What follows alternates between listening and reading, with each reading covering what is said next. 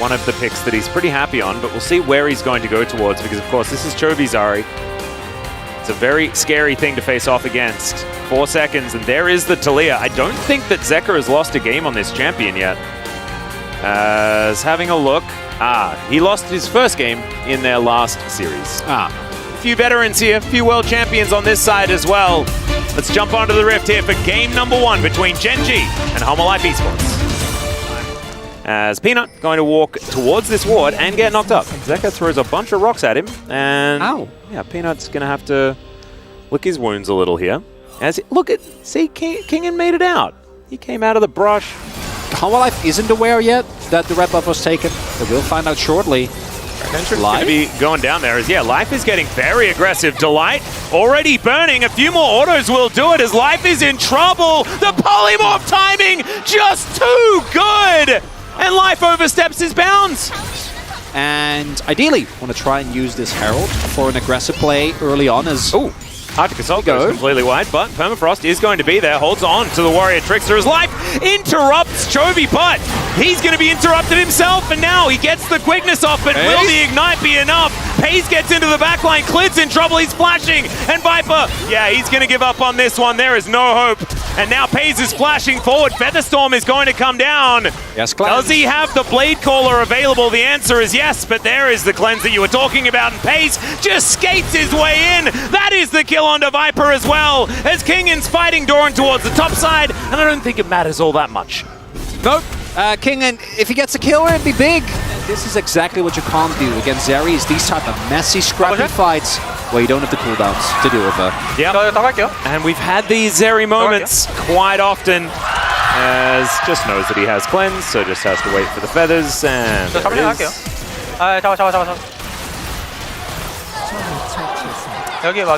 Really beautifully played there by Paze. Tell us. Yeah, do a PhD. As Weaver's Wall going to come through here, Zeka's going to pay a visit towards the top lane, and that is a really dead Cassante. Kingen locking down the first kill for HLE esports here. Like, stronger than your opponent. I think defensive items actually gain a ton of value. As Paze? Yeah, he's just walking at them. Chovy, he's ulted as well, as Glacial Prison going to be used defensively, and Chovy is going to interrupt the teleport. Zeka, not a whole lot he can do here. Seismic Shove going to be thrown down, but they give the kill over to Paze. That is a killing spree for the Zeri. Like, look at all the turrets. Standing goal. The turrets that are there for the taking. Chronicler, as Life is going to get charmed. Chovy very charming, and that is going to kill the Rakan. It had to be Life or Clid, right? Like, they need to go in, they need to keep checking. They can't really afford not to take that risk. And now, looks like the Baron is just going to get taken here. Doran also should be able to get Clid out of here. Prison does come down, and Gen.G are going for the turn. There's the flash away, but the Cyclone's going to be enough. Kingen goes golden, but he will be going towards the Death Chamber immediately afterwards. Actually, a really, really cute use of the Counter-Strike, but that is only going to delay the inevitable, as Viper's like, nah, I'm not into team fighting, guys. It's not the life I lead. I do not want to do that, as Paze is underneath inhibitor turrets, just fighting them. Yeah, he is. That is another kill. That's the triple for the Zeri. Viper's going to get an inner turret. Congratulations, brother. And now Gen.G going to move back towards the Baron.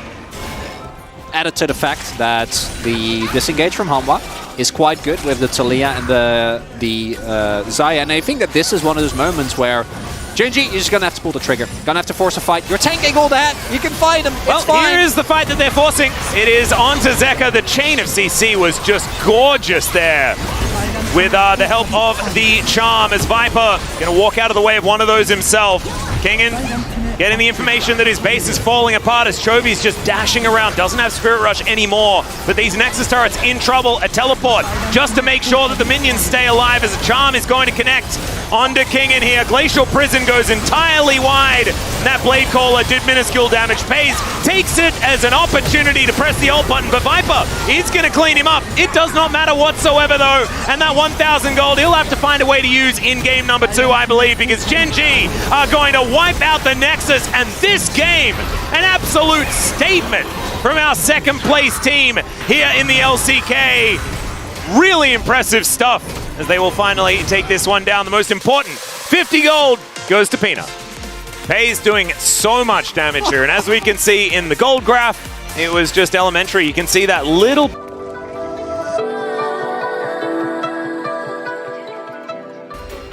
That's... Ooh, okay. Okay. Oh. Well, Gen G are going to try to do exactly the same thing as they did in the previous game. Look at that top side. If scaling bot lane, of course, in the last game, the scaling bot lane got ahead, so everything was chaos, but Vi Lissandra. Is it going to happen? I can see it. I'm a believer. I think Gen G is going to make the 2-zip. Well, let's see whether it works as we hop onto the Rift here for game number 2.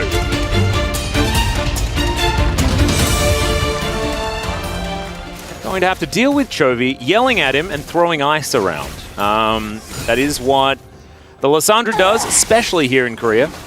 Well, like, why would you do it? It doesn't need to get to anything. Doran is in trouble. Kingen gonna flash and not actually pick up first blood against the Cassante, and now both of these top laners don't have flash. The teleport is going to bring Doran back here, and he won't have control of the wave. That is the big positive here for Kingen on the Gnar.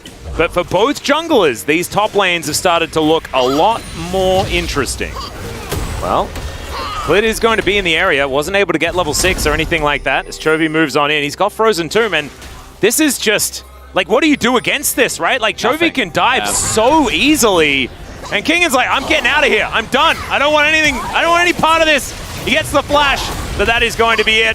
He gets lit on fire as well as he's trying to kite it out, but it's not going to work. And first blood goes to Chovy on the Lissandra. Yeah, it would have been incredible. Not going to be the case here, but now Zeka doesn't have flash. And you remember the counterplay, right? Yeah. For Kingen? Let's see if they can do it again. Well, he's going to have to put up a house to hang out in as the exhaust comes through. They are hanging out underneath this turret as Chovy going to go golden and keep himself alive as they needed to keep tanking it. Really nicely done there. Juggling the aggro. But I think that lead is going to keep growing, Atlas. We'll see whether it will, as this is a good start. They will take first turret here towards this top side, stretching it to about 3,000. Next Rift Herald going to be up in 45 seconds time, as well as Gen G move pays towards this mid lane.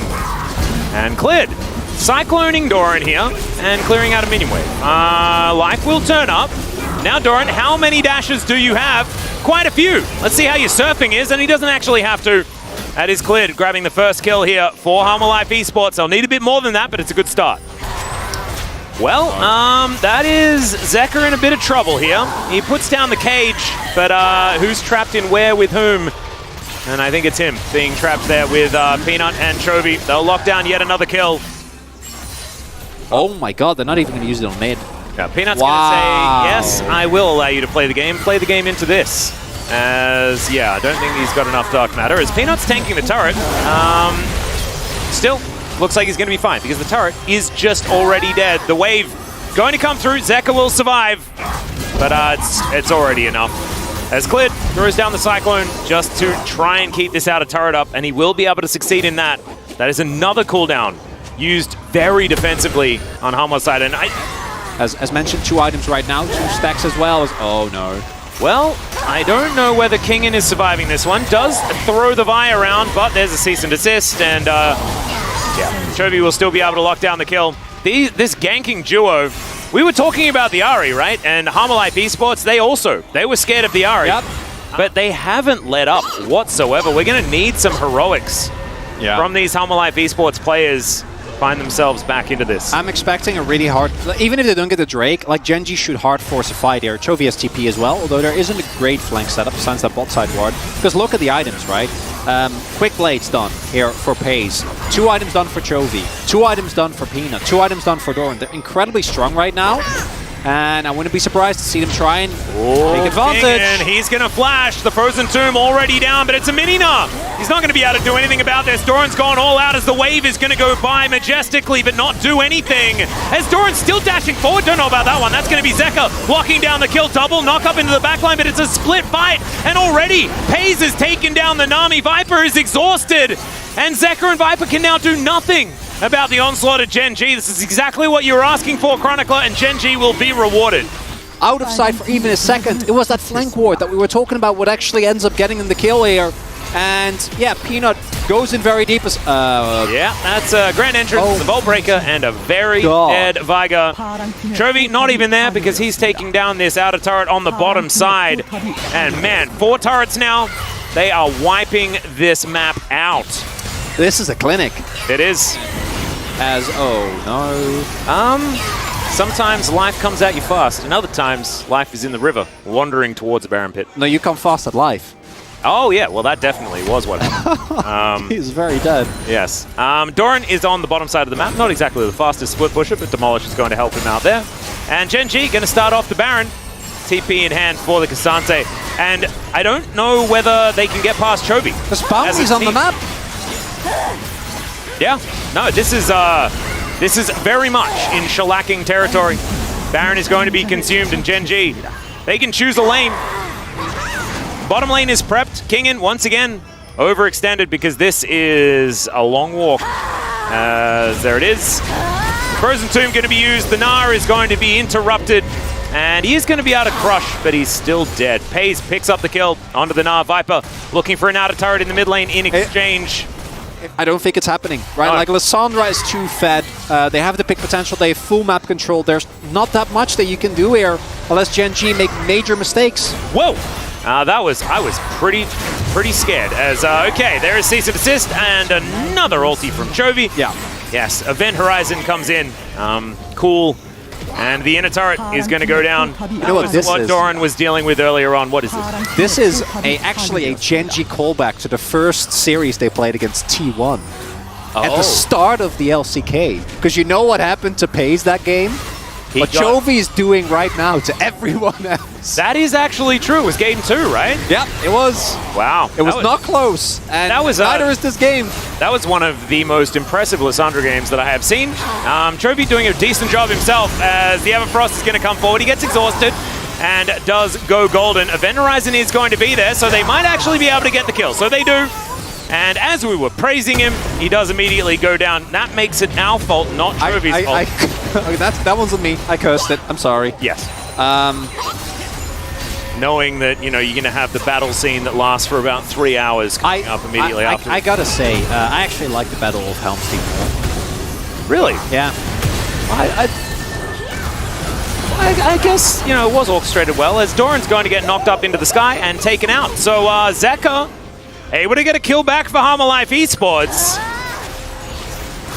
Chovy's made that play before, not going to follow the claw this time as Peanut gets himself out. Viper now looks for Chovy. He gets slowed down as now he dashes forward. Viper not able to get the extra auto onto Delight. But Gen G, fresh off a Baron, not actually finding it as Viper is just playing so aggressively here. The Tidecaller's blessing as well is making things so difficult. Really enjoying. Besides the Cassante, there isn't that much MR. Actually doesn't have it yet. Still 200. He does have 360 stacks though. No, I know, but like you need death cap. Well, true. Cease and desist comes in. That is a very dead jungler, guys. Never mind. And that is really bad news. Kingin takes so much from the Frozen Thrall as well. As now the culling going to be used. Viper looking for his opportunity, but everyone moves so quickly. They are going to be able to get out of the way. Like, it's very unfortunate. Oh, Doran? All right, I've seen this one before. As Kingin's throwing things around. There's the flash to get out of the way of the bubble. And Viper does have to flash to escape Chovy here as Life is going to give himself up for the good of the colony. Peanut going to be clearing out control vision here towards his bottom side as they are going to utilize these lanes, try and get something done. Event Horizon now on cooldown. That could be something they can use. And yeah, with this Elder still available, they are going to at least break over the base. I mean, what's the option? What are you supposed to do against this? As he just pulls him through the wall. It's a great double bubble, but I think I know what it means, and not a whole lot, as they take down the Gnar like he was nothing, like he was a paperweight. As Life now on his fountain, and Gen G, they will obliterate Harmalife Esports here in game number 2 and set themselves up for a very early match point in the best of 5. Did not care about that at all. They just followed their game plan and they played exceptionally well. Viper also, I mean, he did the best that he could, right? Did a lot of damage. He tried really hard, man. He did, but this game was about Chovy and it was about Peanut, and they just consumed the solo lanes and the jungle.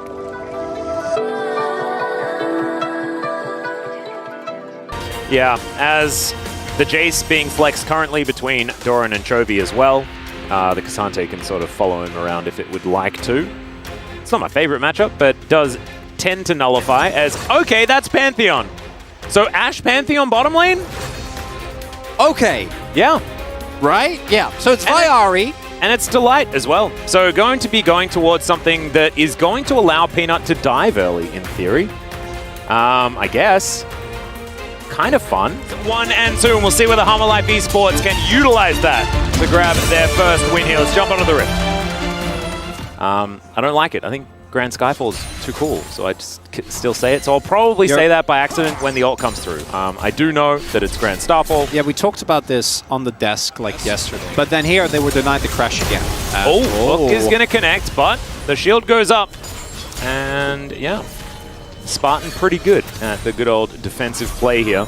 Yeah, that's one thing I was kind of surprised about with the Blitzcrank. Like, obviously Hook and Ash is amazing, but able to very early on here get his team a lead as another Hook is going to come in.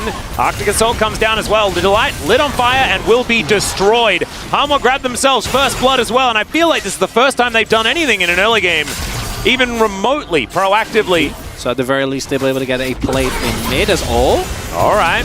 Viper going to get stunned up, does have to flash. Chains of Corruption goes wide. They get both Summoner spells out of this Varus in trade of just Delight's Flash and Ignite. As Q going to connect there is now an all-out being utilized here by Kingen. Doran going to get towards the safety of his turret, and I actually thought the Kingen was in range of that one, and if he was in range of the turret, he may have just straight up died. Yeah, and I actually think that, like, it's been more early game issues than mid game issues, right? Because they just haven't been able to play a mid game. Sure. This whole series, right? It's just never really been. Oh, Delight! As Grand Starfall going to come down here towards the bottom side. Pay's going to be able to lock down the kill onto Viper. Nicely played there. Not a lot of counterplay availability for the lone Varus, as life kind of left him on his own. Doran. Yeah, there's the flash. All out going to come through here. Let's see whether King can get the solo kill this time around. The answer is yes. And a flash to go along with it. They trade those ones, but you'll take it if you are Hammer Life Esports. Klid going to move on over. And now looking for the Glacial Prison. They'll find it. There's the Hook as well. And another dead Pantheon. He dives towards the open arms of Viper, who gets his revenge. This next Drake fight is going to be, I think, a big decision or a big difference maker as to who we think is favorites. Oh, God! In goes Delight. Yeah, unseals his fate, and Zeka is going to be able to make his way out, but that guarantees the outer turret in the mid lane. So I'm saying worth for the Pantheon. Absolutely love it. Now they're diving even further forward. Glacial Prison comes in though as Zeka. He's going to get back to his soul. Peanut survives, but at what cost? The arrow! It's going to connect. Delight is actually looking for it. What was that? Okay, never mind. Peanut is now moving towards the enemy base, and that is going to give Viper a kill. Break it down for me, Chronicler. Oh, it is just... It's a very curious thing to do. As Pay's just going to get flashed on. He's going to flash over the wall, but that is going to set up the Hook because that knock-up is still going through. Winter's Wrath going to come down. The Unbound Soul is something that Zeka actually found annoying in that situation because he wanted to stay in. So the rest of Gen G are going to close in. They will be able to defend their outer turret for now. But Hanwha should be able to collect Shirley here, take her for a walk wherever they'd like to go. As life waddling They've been waiting really long for this. Should get the kill here. Yep, there they go. The arrow going to connect as well, as Kingan's going to flash in. All right, that is Peanut just avoiding all of the CC. Really beautifully done as Delight. He's going to go down as well, and that is a double for Viper. And yes, they were waiting there for a long time, but they did not get the reward that they were looking for. Fatal Lethality Varus. Oh, Doran, he doesn't have flash. All right, can he escape it this time around? Zeka says no. He's just going to land the ultimate. Viper's going to come through and says, that was all mine. Well, that ward didn't actually spot them out, as all of Gen G are looking to catch out life. They will be able to do it. And that is Chovy grabbing that kill. Peanut's flashing towards Viper. The arrow will immediately be cleansed. There's the cease and desist and the teleport to come back through from Doran. He'll claim the shutdown.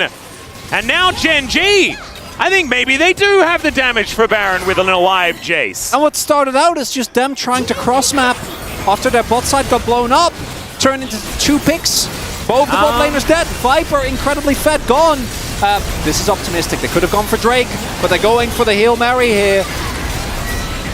It's just a flip. They should still be able to get this one done. Zeka is the scariest part of this, but he immediately gets charmed. He's going to be exhausted. They focus him down, and now it is just tanks. Kingin, can you be the hero? He does manage to bring Delight over, but he's been a sacrificial lamb this whole time. Yeah, and now the Baron is still up and available. Chovy going to take so much damage. I mean, Klid's actually doing damage here. What? That was nuts. Winter's Wrath did a whole bunch of work, and there is the counter throw from Gen G. Oh, Gen G could have gone for Drake. The counter throw? Is it happening?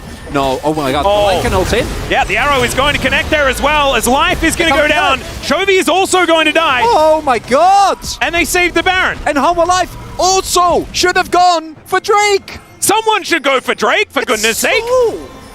All right, Pays also has an arrow for getting towards this pit as well, as Arctic Assault is going to interrupt. Oh no, Chovy already out of the fight. The ult's going to come through. That is going to be both solo lanes just dead. Hanwha not giving any options to Gen G around the Baron pit this time. Perfect. And that has been where I think also one of the biggest gaps has been. Peanut has been running this series. Now he's running away from Zeka. No, he's not. Sorry, he's in the death chamber. He's running. Oh, Chovy, you can't go Banshees here, man. They have Mountain. He's focusing on the horizon. Okay. And Zeka is focusing on killing these minions.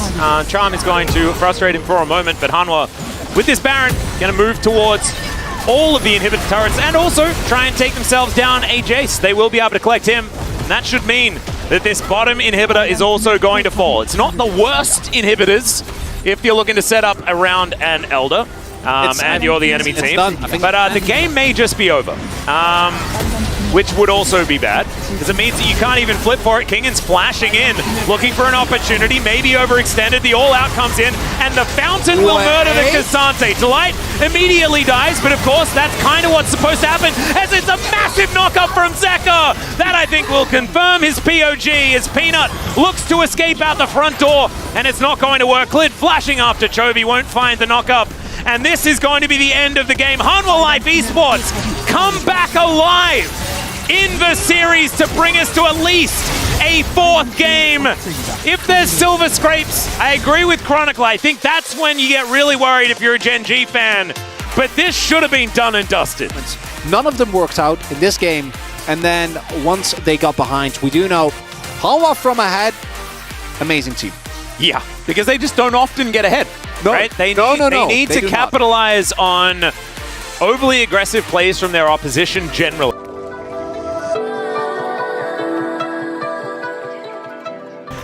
Does he give it another whirl is the question. Because there are a lot of knockups. It is going to be the Lissandra consideration instead. Does kind of go against what Zeka has been good at, which makes me less excited, as Gragas for Zeka, so that's still melee, and they are going to take away the Gnar. So Gragas should be able to survive at least into LeBlanc. We'll see whether they can take the rest of them here and move us towards Silver Scrapes. Let's get on to the Rift for game number 4. Well, I mean, I'd almost counter that, and I got a weird reason for it, right? Hit me. I feel like the reason Hanwha won game 3 was because Gen G had too much agency and used too much of it. In challengers this split. I have. They have been pretty. They've been pretty quid. They've been. Yeah, they haven't been that great because they're missing specifically this player Peanut now on the top half of the map. Yeah, Kingin trying to charge up that Gnar as the all-out does come through. There's the hop from Kingin. Klid's going to turn up, and it's a disaster for Gen G. Or is it? Let's see what they can do. There's the Gnar into the wall. The wallop's going to come down to follow it up. Peanut should be dying as Doran's actually kind of popping off. Klid's going to need to find the permafrost, and he does. Peanut's the one to escape. Klid throws out the happy bee. And oh man, look at you. What? How are your hands? And I think a lot will hinge on how Delight is able to orchestrate the beginning of a lot of these plays. As he flash plays to look for Viper. There is the Featherstorm that they will collect. It's tough as, oh no. Just going to wander into a hook here. Nice play there from Delight as well, as Life going to be told to cease trying to escape. And he will, as that is the Life that we saw first couple of games. A little bit unfortunate there, as that is 4th turret collected. have a look at this. Look at how relaxed he is as well. And then gets the cancel on the grand entrance. Really clean. Are you being a bit stubborn about that? Well, I'm being a bit stubborn about it right now, but I feel like that doesn't apply to me as an individual. That's what a stubborn person would say, just so you know. Oh yeah, I walked right into that one. As Pace is going to get a bunch more plates. He's going to do it again. He's just on a diet of plates only. When he does his grocery shopping, he goes to IKEA, man. That's what happens. Oh, Peanuts in the pit. Yeah. He's going to have to flat to get out of the pit. Oh, Delight. Yeah, Hook is going to connect. Not a lot to get from it as Peanuts back in once again. All right, that's a flash forward. Don't know about that one. Cease and desist comes through as Peanut will go down. And now the Lantern can be taken by Doran. Chovy dives on in, trying to get some poke damage down as we even out the Dragons. Oh, Orcs, what have you done? Actually just the least valuable Drakes. Oh, Clit and Kingan. All right, they're looking for it. Glacial Prison comes down. The Grand Entrance going to be flayed very nicely, and the Hook comes through for the Wallop. He's going to connect onto Peanut. And there's not a whole lot that Gen G can do about it. Great pick from Hanwha, who found another one here in this mid-game despite the gold deficit. And that's big, but at the same time, they did invest 2 flashes to kill people. Well, if they get Doran as well for free, then it's a great trade. Well, it might be for a few boomerangs as Doran is going to get hyped once again. There's a flash forward from Clid as they get a teleport as Zeka is coming into the mid lane as they know what they want. And it's not Zeka to be hooked as Cask comes on through and Zeka is dead. Paze is going to be able to lock that one down as Viper starting to pop off in the fight as well. Collects himself 1 kill, but now has to try and navigate 4 people. It's not going to work out as Clit is also going to go down. And Gen G fighting around Paze, looking so much better. Oh, Viper is trying so hard, man! On the enemy team as Gen G is just going to get an inner. Well, they're going to look for it. They might also get a king in, as they don't, but they do get the inner, like you were talking about. Zeka going to complete his Seraph's Embrace, but that means that he's not here to help defend. Peanut looking to move back towards the Baron once again. They're kind of bleeding Humble Life Esports out of any resources right now. It's LeBlanc with Banshees, right? It's so hard to collapse on the trying, though. Yeah, and Clid throwing an ultimate to Narnia is not really going to get it done. Cease and desist coming through here as Gragas trying to keep himself alive as Paze just going to destroy him.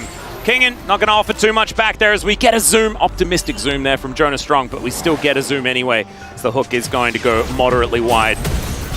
As Nah comes through, connects onto the Cassante, as Doran is just not exactly too worried about a turret, and in fact, just bring him over, predicts it, as he can walk through the base gate, but still, Pace just does so much damage. Presses Q with that Infernum and feels real good about it, and now the inhibitor turret is going to be taken down. Hanwha, you're going to have to try and look for a fight at some point, and needs to be while you have players that are alive. And if they can establish themselves, there is a possibility something could happen, but this is a haymaker. It's a Hail Mary, all or nothing here. Yeah, Chovy still has that Banshees as Moonlight Vigil connects. Are they tanking up? Pace just dives forward. He's burning down and Viper will secure the kill. It's a zoning Gnar ultimate and Viper is now dead. Great knockups are going to come in, but Chovy is still alive and no one is touching him. He can just do whatever he wants. Life is hiding as best he can. It's a horror movie for this Rakan as Chovy is just walking past him. He'll connect the chains and goodbye life. He says, oh, I missed you, buddy, from last year, but I'm sorry, I'm gonna have to put you in the death chamber for a while I win this game. And that is going to be it here. Gen G, yeah, they drop game number 3, but game number 4, back to your regularly scheduled programming. Completely decimating Hanwha Life here in this final game, Atlas. Obliteration once again, and this time it was back to how they won the first 2 games, and that was with a better game plan. As Viper going to be taken out, he does take Delight with him, and this is not the end for Hanwha Life Esports. They will be now down in the lower bracket to face off against KT next week. No, I don't think so, especially with what we saw. KT is, oh man. Yeah, Zeka really not having a great one in this final game, but Chovy, massive damage. He was your POG, right?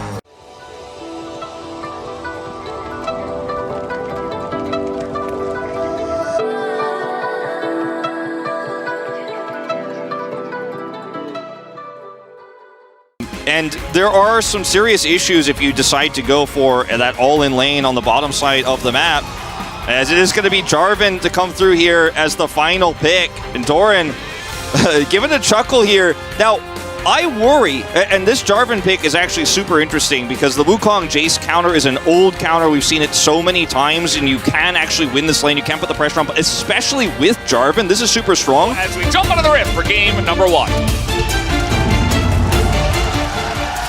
Maybe it wasn't Carry. It might have been Lahens. Not 100% sure. Tall, by the way, the last person to play this. Yeah.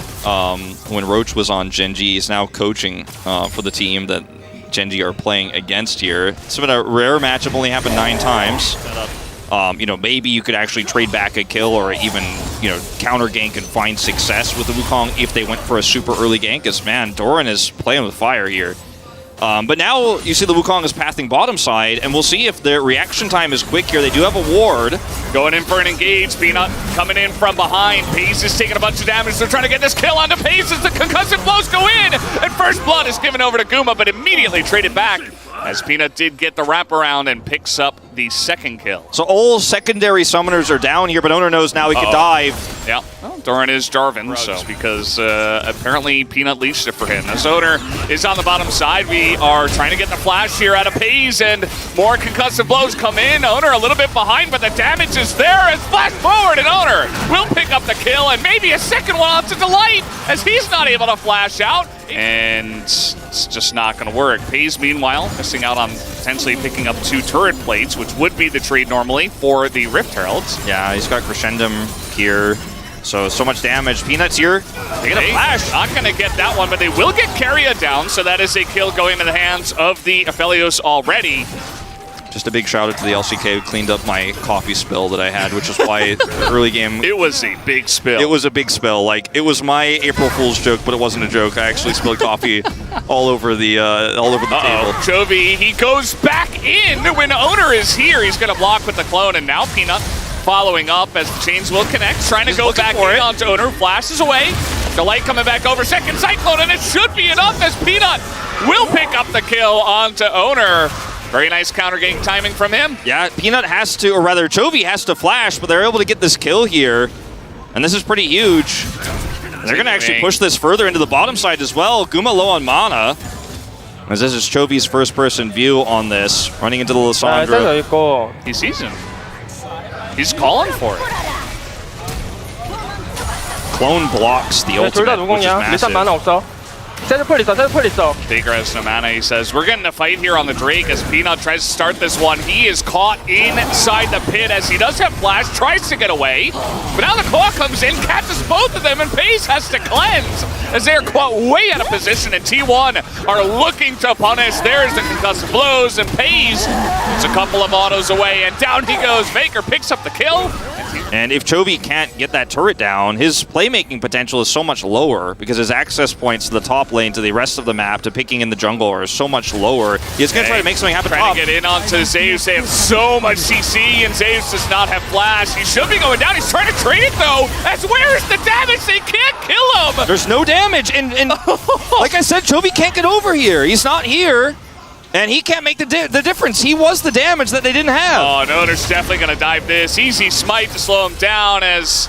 Okay, he will get away. Finally gets the flag and direct back, but close call on an extra kill as we're trying to get in onto Faker, but he's close. Oh, the timing of the chains. He's not able to claw out. Has to ult himself, and he's not in a great spot himself now because he does not have a flash. Might get his claw up here in a little bit, but one last auto. And Chovy will take him down. All right, Chovy gets the kill here. His first of the game. And Jace is going to do a ton of damage, too. You just don't have an angle except hard engage. Chovy, not sure about that, TP. My good sir, he's going to have to flash away. Still gets caught by the Sedge ult as Paze is also getting caught on the backside. Has to double Summoner here as he will get to safety. Delight very below. As Doran is trying to frontline for him here, but he's just getting pulled to shreds too. Guma just standing up to him, takes down the Jarvan. Doesn't care about his little tanky build as they're just scattering to the wind like leaves. Genji just going down one by one. As okay, looking for the angle here, onto the back line as Guma just flashes the wall, and the damage is there as Peanut will be the first one to go down, I believe. As no, he will get away to the top side. It will actually be Doran on the left side of your screen, who does get taken out first. Carrier gets pretty low, but he does his job on the Braum. Yeah, the damage is so quick here for T1 on the turn. And even though the engage was good, there's no follow-up. As Jovi's trying to fish. Yeah, and Peanut's still here. He's actually full health. It was his clone who was getting hit there on the backside of this as... yeah, T1 taking a bit of damage here. Looks like they might want to go for a turn as there is the claw. They get in onto the Leona. Not the best target as the light will flash away. And T1 will have to give this one another try later on in the game. Yeah, Chovy just wants to continue to do some poke damage here with Ludens and make sure they can't go back to the Baron. As Doran is looking for the angle here, Genji on top of the Drake. As Owner is looking for the potential steal, and it will go over to the side of Owner as there is the engage, but Delight is the one taking the majority of the damage. And now the Wombo combo does come in, but the damage is not quite there as Chovy desperate to put in the damage. They do not take out Zeus. He lives as Pace and Chovy, the two that are left alone, as everybody on the side of T1 is still alive. As look at that damage. Pace barely going to survive here potentially as Carrion not able to hit his Q, but another big team fight win here to the side of T1. They're going to pick up some mana here, but he's fairly vulnerable. He doesn't have claw. He doesn't have, he's got it back up just now as okay, he is going to get back to safety, maybe baiting him into Carrion. As now looking for the engage, they know Delight does not have flash, as they just turn onto the Leona and blow him up. Down he goes, as so much for the tanky Leona in this fight, as the TP is behind them. As Paige trying to do damage on the front line, Guma in a very wonky spot, flashes forward into Inferno, and it doesn't matter, as that should be the end of this one. Very low health bars on the side of T1, as Chovy is desperate. He does pick up the kill onto Guma. Doran. Maybe he's got some kind of chance. That's a double kill for Chovy. Is the clone going to tank that one up? The base, though, is in tatters here. The Nexus turret's under fire. He's going to have to TP to the Nexus. He should have enough time, and he will get there on time, but it is a LeBlanc. It's really up to Chovy. Chovy has to get there on time, but it doesn't look like he's going to be able to. Delight with Solar Flare. One time?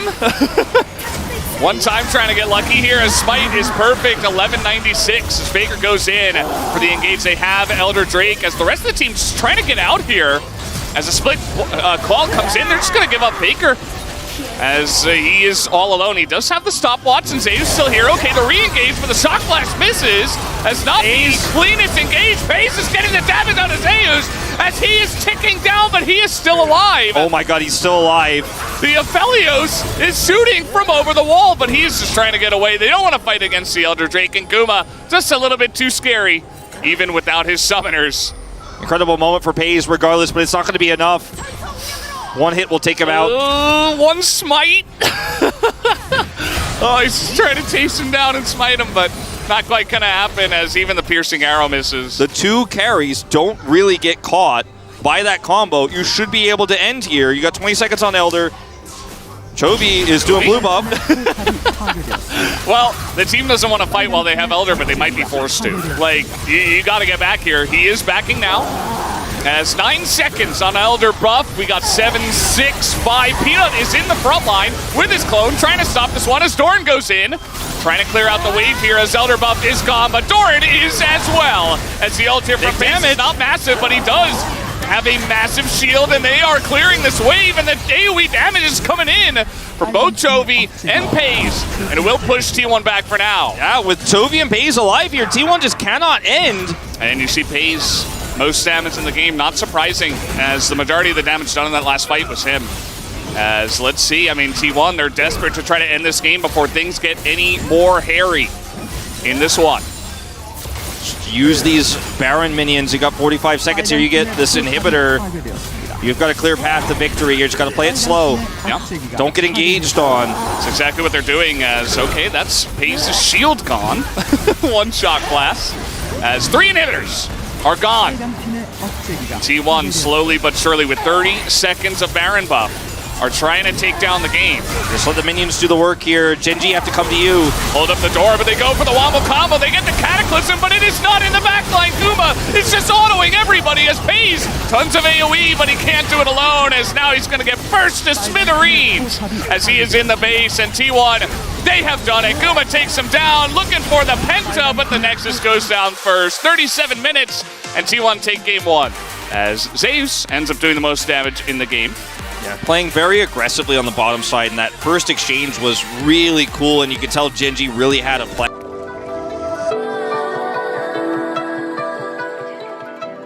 It could happen. Like it's not out of the. We did see that in challengers. But I think this is going to be something a little bit more standard. I say that. Looks like it's going to be AP Maokai, and they are just going to play the Malphite here. There it is, locked in. And it's on the side of Genji into the Aphelios.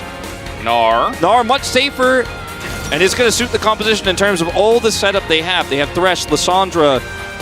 It sets up an easy game for Gumayusi to carry on the Aphelios with the front line they've been given. Absolutely. Here we go again. Game number 2, Genji versus T1.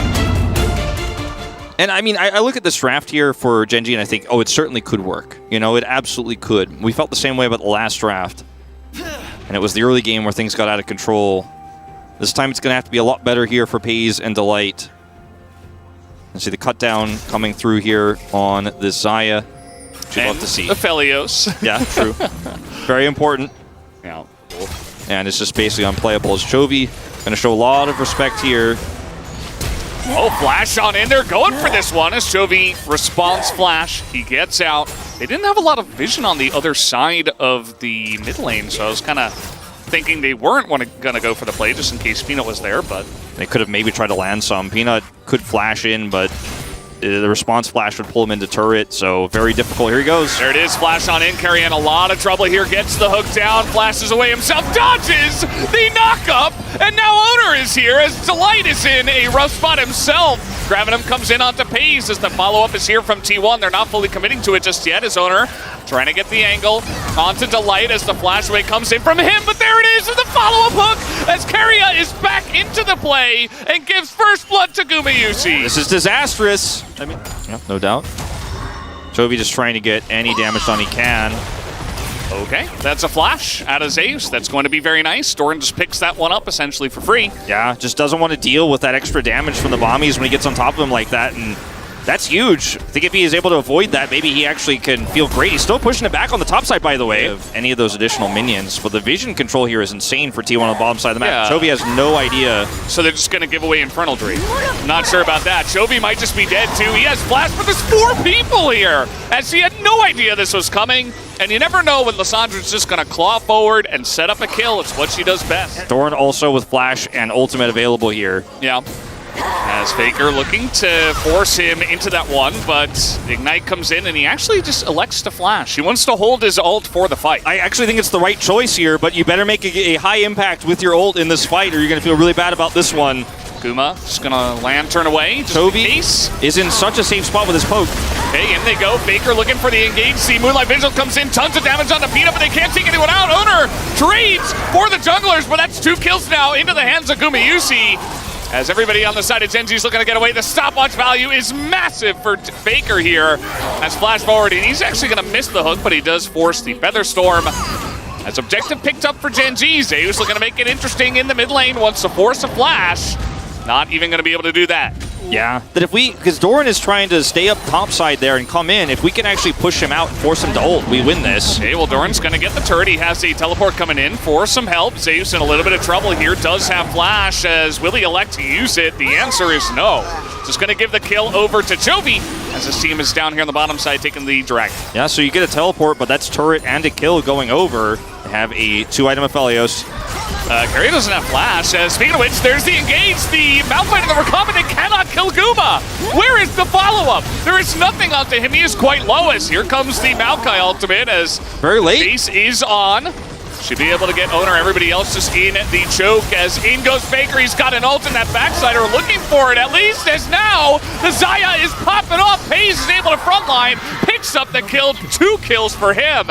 As a very messy engage, and Genji will take the fight. Yeah, there's just too many threats. And Zeus now not in any luck either. He does have Mega Gnar, but he is just flashing away as the zoom in will not do him any favors, and now Genji. And there are just so many threats for this Aphelios. The positioning for Guma. Zeus, what is going on here? He's so far down the lane, and it's a Malphite holding ultimate in his face. As he does have Mega Gnar, and in fact the rest of the team is getting over here. He will push them away. And a Lantern should get him to safety, but certainly not a very comfortable situation. Certainly a lot riskier. In the past, like, players would actually prioritize being on the map instead. So we're going to have to stop that. We do have a fight here. Faker in a really rough spot, looking to get 100-0. Down he goes as the damage is coming in, but they're just looking for Guma on the backside as he nearly takes out Doran, though. Peanut getting torn to shreds, but there it is. They get into the backline with the Zaya, who's incredibly low. And it might just be enough as Pays with his incredibly low health bar is just going to run away and let Chovy do the cleanup here as Zeus on the run. He's just going to hop over the wall here, doesn't want anything to do with it as Gen G considering their options. Oh man, yeah, it looks like it is going to be a flip. Zeus over the wall here.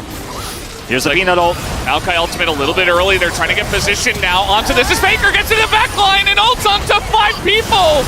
As Meganar is in and Guma gets knocked off. He's not doing the damage, but it does not matter. And Stopwatch should be enough, and the rest of the team just peels away the onion. As Doran is so low and he can't take out Guma. And T1 just barely should be able to take this down. Oh, they don't have Smite. Jeez. As they will take it at the end of the day. That will be the shutdown for Guma. And a stopwatch is all it takes for Guma to survive the counter engage. Faker makes it happen one more time here. Super clutch, very clean flash. And now Gen G just desperate to defend. 1 second on Peanut. I think they're going to try to kite this one out. No, we have TP coming in. As the hook is there, down goes Delight. The desperation out of the side of Gen G to try to stop this from going down. But there's the ult down to Chovy. And that should be the end of him. As Doran does get in, takes out Guma. And you know what? I mean, it's only Faker and Owner here. They're going to back away from the Nexus. FaZe is coming back. And they, oh man, they overstayed their welcome. They did not hit the Nexus, and we are still in the game as Faker and Zeus are looking to get into the backline. Now Peanut looks like he's got a decent idea that this is going on as the rest of the team trying to TP back in, trying to stop the backs here, but the autos will come through. And can they take down Faker? He's not able to claw over as Zeus. He does have some nice attack speed. Can he get those last autos in? And no, he can't. The Nexus will survive. Oh man, he's just trying to do it. It's so low. Wave clear here. Zeus also has TP and could just TP to try to kill the Nexus, but there's no ward actually. That was a lot of damage. The AoE coming in. Peace nearly dies, and Gen G are like, okay, never mind. Yeah, we were just trolling. There's no ward for Zeus to TP to. But he is going to spawn now. It's crazy that T1 3v5 are able to push them out of here with just a couple of Aphelios autos. Yeah. So, as I mentioned before in game 1, you know, Gen G can just push up mid and say, okay. Well, Zeus to the Snarbar, though. You got to respect it. Okay, a little engage coming in as they get onto the backline, but that's Faker. That's not Guma. Zeus with the Meganar available, and Doran is just getting peeled apart. Faker gets in the backline and Pays. He's trying to get the damage in. The feathers are on the ground, but he is too low. As can they even get onto the side? There are the feathers, and Zeus on the hook out of midair! As Chovy goes down, and the damage is not there. The GA for Pays will not keep him alive, and Guma will pick up the kill at the end of the day. T1 will take game number 2. What an incredible game here from T1, though, in so many respects. And Gen G kept it interesting, man. They really did. But it was clutch plays from T1 back and forth here on these major objectives that end up taking it for them. I think we're going to see a split boat on POG, but T1, they are taking match point here. Zeus' perfect engage on that one. You know, the follow-up after Faker's perfect engage. I think there, but Gen G, man, they got so close as well. Yeah, for me, like, I thought the early game was so beautifully played from Gen G. The lane. Blanc here going to be a skill-based matchup for Chovy to try to get ahead there. As ornaments to make this comp amplified in the late game and to just weather the storm against this Jace feels very strong here too for T1. And for Gen G now, you really have to kind of out-skirmish this team and outplay them at every turn. Absolutely. It all comes down to this. Let's see if they can start the return, come back, or will T1 just take it all away? Let's hop onto the rip for game 3. Chovy here, obviously on LeBlanc, isn't going to be under as much threat as a lot of our mids have been, right? Because LeBlanc is super mobile, and you could use Distortion to get out of a lot of hairy situations against almost any jungler. But, you know, picks like Talia, which we've seen in the past be super important, really struggle in these types of scenarios. So they can know where he is at any moment. Uh-oh. There's the hook onto Delight as he does have flash, as he hops over to Pays, and he's ticking down. First blood. Keria picks it up in the bottom lane. The Ignite ticks through, and it's enough damage. But they didn't expect him to be there. Look at this. The hook. Okay. They fake a back as Summoners are here for the side of them as they dodge the knockup once again, and they get on in there. Owner picks up the kill. T1. And a Lantern comes in again. This is pristine play on the bottom side of the map. It's the biggest lead they've had this series. It's just straight up the biggest lead they've had this early this series, and now you have a very huge gold gap here on the side of Gen G. Both of these Drakes, lead to a better soul, like we've talked about. Peanut's going to try to get something back. No flash on Owner. Okay, he's getting on in there. Owner, I think he's just dead. He's going to dash away, but Peanut, nice look to come on in and at least pull together some scraps. Can they bait Faker in here? Chovy's in the vicinity. This would be huge. It's a bit of damage on a Peanut. He's going to smite and get out of there. Elects not to get too crazy with it. And we got a fight on live, though, as Zeus is going to be the first one to go down. And you see the Ornhorn just flies by. Yeah, I mean, it's a lot of details and pieces missing for this one, but Ornhorn missing, as you say, and now Gen G completely in control. And Guma, he has no ultimate here. Owner doesn't have Heartbreaker, so the steal angle's not there. This is very greedy from T1 to stick around regardless. Don't really have to fight this one, but they say they still have an angle. They have Zeus with TP coming on in. Doran very happy with this exchange here. Zeus has no teleport. Doran does, and can of course join this Drake fight too. So pushing Zeus out like this is massive for him. There you go. Zeus just stays under turret, decides, well, I'll just give my life. I mean, that seemed pretty straightforward. He had flash, maybe thought he could avoid some damage, but did not execute it correctly. And Peanut was there. Faker a little bit zoned away from this one at the moment. He's in mid. Spino is able to zone him. They don't have full vision there. It's actually very nice vision control for Gen G on the left side, so Faker's got to choose his angles wisely as trying to get in there as he does an insane amount of damage to Guma, and T1 say, well, we can't fight that now. Gen G going to pick up the first Mountain Drake. There's a control ward here, and there's TP for Doran. He can actually TP safely to top. Okay, they're going to start it as you see that Doran is still doing this Drake. He's got the TP, as you mentioned. Yes. But is the damage enough? I mean, I don't think they're going to get here on time. Peanut trying to get into the pit. As Zeus going to blow the Ornhorn, but he gets knocked up, and it doesn't matter. Faker with a double snipe. It was not a flip at the end of the day. T1 double smite down the Baron, and they get out. They double smite it. They get away. They have so much mobility here. Yeah, but I think they've really dealt with it quite nicely here. Another wave of super minions, or rather Baron minions, coming over. Got to be careful. They're getting caught over here. Zeus, nice buffer. As meanwhile, there is a sneaky Jason the Bush who has no mana. Yeah, he has no mana here. He has flash. He's going to get some mana as we... Okay. We got fighting all over the Rift.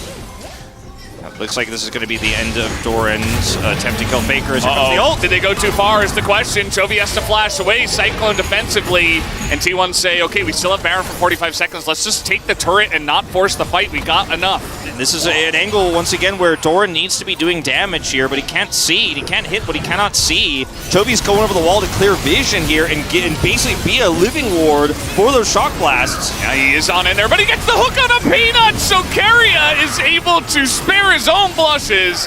As Chovy now in the pit, there's no smite, and it goes the way of Owner as Zeus is going to bang his head against the wall in celebration, and T1 get their first Mountain Drake. I mean, Doran's actually going to push this top wave, and T1 see that as the angle to pull the trigger here on this Baron. Peanut. Chovy's behind them. I don't know if they know about this, but Keria's going to get the news as this is about to get really interesting. Peanut trying to get in. The damage is there as they get the hook on the Delight, but they don't go in on this one. A little bit broken up is the fight as Owner's out of the pit, and massive ult value comes out from Guma as he just blows up the back line of Gen G. Lots of low health bars on both sides, but Guma is the final boss at this point in time. He's looking to try to get on in there, but not quite able to follow up on that. Well, Owner might get there on time. He's got a Lantern too. Doesn't, I guess, okay, trying to get in there, and no, it's going to be Zaya who picks it up and 2 kills! Chovy going to take this turret out, so they're getting so much deep vision removed, so much map control into these turrets. Okay, over the wall goes Faker, he's trying to set up the play, and they burst out Doran! As Faker now, can he get out is the question. He goes into his stopwatch as he is not in a great spot, and the damage comes in, paces over the wall, immediately goes into the Feather Storm, and will survive as Delight is there for the follow-up. That follow-up is so tanky as Guma now trying to go 1v5, flashes in and nearly on us. We got another fight. We just keep doing this as they're looking for Delight mid lane. Horn comes in, catches Doran as they did not expect that, and down goes the Jace. As the follow-up in here, the Sparrow rushes on the pace. He doesn't have Thunderstorm. It's 1 second away. He's not able to use it here in this fight. His owner is going to die as Xayah, funnily enough. And they're going to try to get an inhibitor out of this, and I think they should be able to. Or how about this? Over the wall. There you go. This guy is just no chill. Ari Threshman is it's a force of nature. It's a threat you have to respect. Yeah, don't know where it's coming from. Look at Faker's items now. He's got upgraded Everfrost and Death Cap. Like, he is bursting people down. They want to try to end here. I think this might be a bridge too far. Doran's up in 15. Okay, this is kind of insane. They're looking for Guma. The Lantern take is perfectly timed as they take down one Nexus turret. Lots of damage on the Chovy. Okay, they're going to back off after this, but man, they are playing with fire. But they have been doing that all series long. Teleport from Doran. Yeah, he's looking to come in. As they do ping this, they do know this is coming in. Faker looking to maybe just show them away. Takes the Lantern. And we will get a big shock blast here, as it will hit Faker. But is there any follow-up after that is the real question. I don't think so. I think they're going to get out of here just fine. And the potential Mountain Soul. Yeah. In a minute and a half. T1, lot of Baron control right now. GA for Owner is so huge because he could really force things like these flanks he's setting up right now. Chovy sees him. He wants to pop that Banshee's Veil. He's unsuccessful. Okay, over the wall they go. The charm is insane! Unbelievable! As down goes Doran again! This guy just cannot survive against them! Yeah, just like the ult from Zeus, it's turned.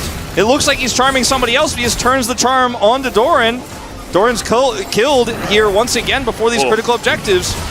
Yeah, and the turn is still here. No Ornhorn this time around from T1 as Chains landing on in. The box is down in the opening as they get the hook on a Peanut.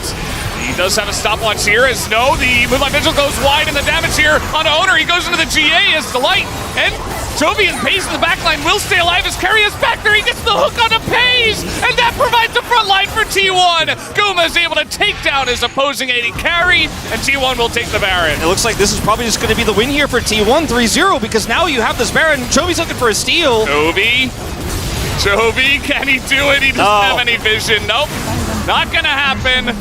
He's getting on in there. I mean, Chovy is so difficult to kill. He's level 18. He has 4 Mountain Drakes and a Banshee's Veil on top of him, so he could kind of continue to harass and look for backline access, but this Baron buff is the problem. Really is pushing. The Cyclone is good on the aggression this time around, but no follow-up comes in as underneath the turret, Faker goes down as massive damage comes in from the Aphelios, and Pace has to get in and out at the same time as down will go this inhibitor. Still have to somehow kill this Aphelios.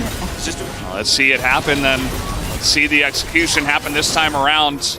We saw it happen when Doran hits an accelerated shock blast on Nagumi. He just immediately gets his shield back. It's like it's barely even happened. As meanwhile, here we go. Engage. They get Guma. They get him down as he is into his GA. In the follow-up here, he's going to have to try to get out. But no, he goes down.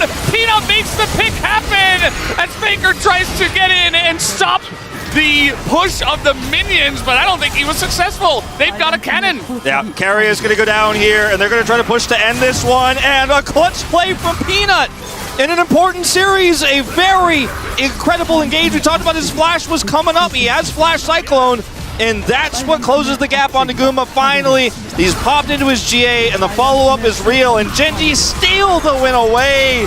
And we've got a series on our hands, Valdez. A little bit late, but we in fact do. It's 2-1 as Genji. And for once, it's Peanut making a aggressive decision that everyone can celebrate on the Genji side of things, of course. Yeah, the goal difference graph just highlighting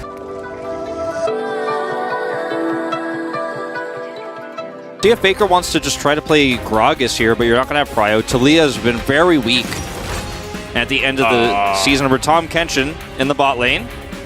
Very different look here for some additional safety for this Varus. Will help out against the dive quite significantly, but you only get one Devour, and there are just too many different ways to get on top of this Varus. Should have played Callista. Silas going to be the pick here for Faker. I mean, it could be a Jarvan angle. He's laughing. It's Olaf. Oh my god. He's laughing his way to an Olaf pick here. Well, I mean, it's a great tanky front line here. We add the Olaf and the Malphite together. There is a ton of power in the front of your composition that can run at T1, get through the CC. You have really good hard engage on this Varus. In front of it here for game number 4. Let's hop onto the rims. Kobe's in the top lane for now. Now, he could just be standing there at the level 1, but could have a little lane swap here, as of course the Malphite wants to play into Jace. Yeah. That's not a secret, right? T1 are the ones that are trying to mix this one up as they spot him early. Could potentially swap now, but nope. And Doran's playing mid lane as Malphite. Okay, so it's happening. He has really fallen off. We haven't seen him for 400 days. The last player was Guangdong Freaks Ellen against Canyon. That game wasn't very fun either. No. I remember that game, actually. Yeah. His owner's going to come here top and actually look for a gank onto Chovy. Try to force out his summoner, but he does have distortion. Yep. Should have it, but see the amount of speed on the stacks as down he will go. Owner just picks it up. Level 3 quick to the top side. So this is going to hurt his ability to be a strong carry in the mid game. Yeah, I'm sure he's not too happy about that either, as Peanut here is spotted on this one, as that will go the way of Peanut, who does smite it down, but already in a lot of trouble as he does not have Ghost, he does not have Flash, he does not have a health bar, as over the wall goes Faker. Didn't have to do that, as Guma will pick up the kill. You know, the Rift Herald is about to spawn, and that was the reason I mentioned this. It's set to Baron right now at the top right. Yeah, as okay. Just going to force out a flash here as the engage on the bottom side is decent, but now Pace has to flash away himself. His owner comes in with an ultimate, forces out the cleanse. It almost looked like he wanted to give some of that local gold as Zeus is going to get slowed. Okay. Now he has to kind of go in. He has stolen Doran's ultimate, just goes back in once again as now he's in a lot of trouble. Down he goes, but was he baited into a rough position as down will go Peanut as well. Doran just has to flash to get out of this one as they will drop this Rift Herald up in the top side, but Faker just stepping up to it. Yeah. He's got owner here. Uh-oh, this is not what you want to see on the side of Gen G. This is going to go down. They can't do anything about it. Could have even smited it if necessary. Not even necessary, as meanwhile, underneath here we got Featherstorm forced out. A treat of ultimates as T1 are pushing the bottom lane. Trying to bait him. Is just... Okay, Ignite comes down. It was all a bait. Down Ignite to the end of it as he will tick out of this one, and Cario will take the kill. Faker does not have Flash, and he is avoiding these axes very nicely. Does hop away, but eventually he is going to go down as Peanut will pick up the kill. 2v1. Yeah, another Drake going to the hands of T1. The Sejuani. Speaking of, Peanut is in the enemy jungle. Remember, he does not have Flash, so he might just go down, but he is standing his ground, actually. Is not scared of anything, as Faker's got a massive shield, probably the Hex Shrinker in there as well, as does take a bunch of damage, but you see that Gen G are just being routed here. Delight as well going to be collateral damage on the backside of this one, as he was just trying to help. Doran is just... unfortunately, holding this wave on top side can't help out at all. You know, you're just going to be more utility this time around, and that damage is massive against even the tanky supporters. They're going to look for a wraparound. Yeah, Carry is in a lot of trouble here as he will flash and gets away. Meanwhile, the entire team is looking to dive him under the turret. They will be successful. This is 5 members of Gen G in the mid lane right now. Okay, TP flank coming through. Not sure about that. Chains of Corruption are down, so a lot of damage already into Peanut. They're essentially trying to count him out of the fight here as a lot of poke into Doran as well. Trying to corral them in as it is dodged by Guma. It just flashes away from the Malphite ultimate. Zeus gets in, dodges the engage, but he's alone and exhausted in the back line as Gen G handle the flank perfectly. And they will get everybody out alive, just barely. Oh man. God. Oh, we all just had to hold our breath and sit on it. Always chug your refillable. Jace on your team, and even the Silas is going to really benefit from getting that scaling baited. as Zeus in a lot of trouble here. He does have Olaf ultimate, and he will eventually use it, you'd have to imagine, as there it is. But the damage might just be too much. He tries to go back in, but he just dies. So meanwhile, Guma does not have his flash. As in comes Caria. He's got Devour just in case. Doesn't have to use it. Guma looks, you know, he didn't look really too frustrated or worried at all on his player cam there. Almost looked like just instantly calming, like Olaf no ult. And I mean, Peanuts over here still going to get the red buff for this, as that was the kind of goal, was who can we catch here in the jungle after this pick. Turns out. So he's not really doing much in the side lane. Nope. Against Doran, so he's kind of just catching waves. And he's going to be a worse Malphite in these team fights, too, into a comp that has great disengage. Chovy. Chovy? Gotta be careful about that when everybody on T1 is right there and ready to trade back. Delights are looking at this, says okay, he's going to get the flash out of Keria. So much poke damage comes in, but they don't have Silas. As here they go, Genji are just going super deep.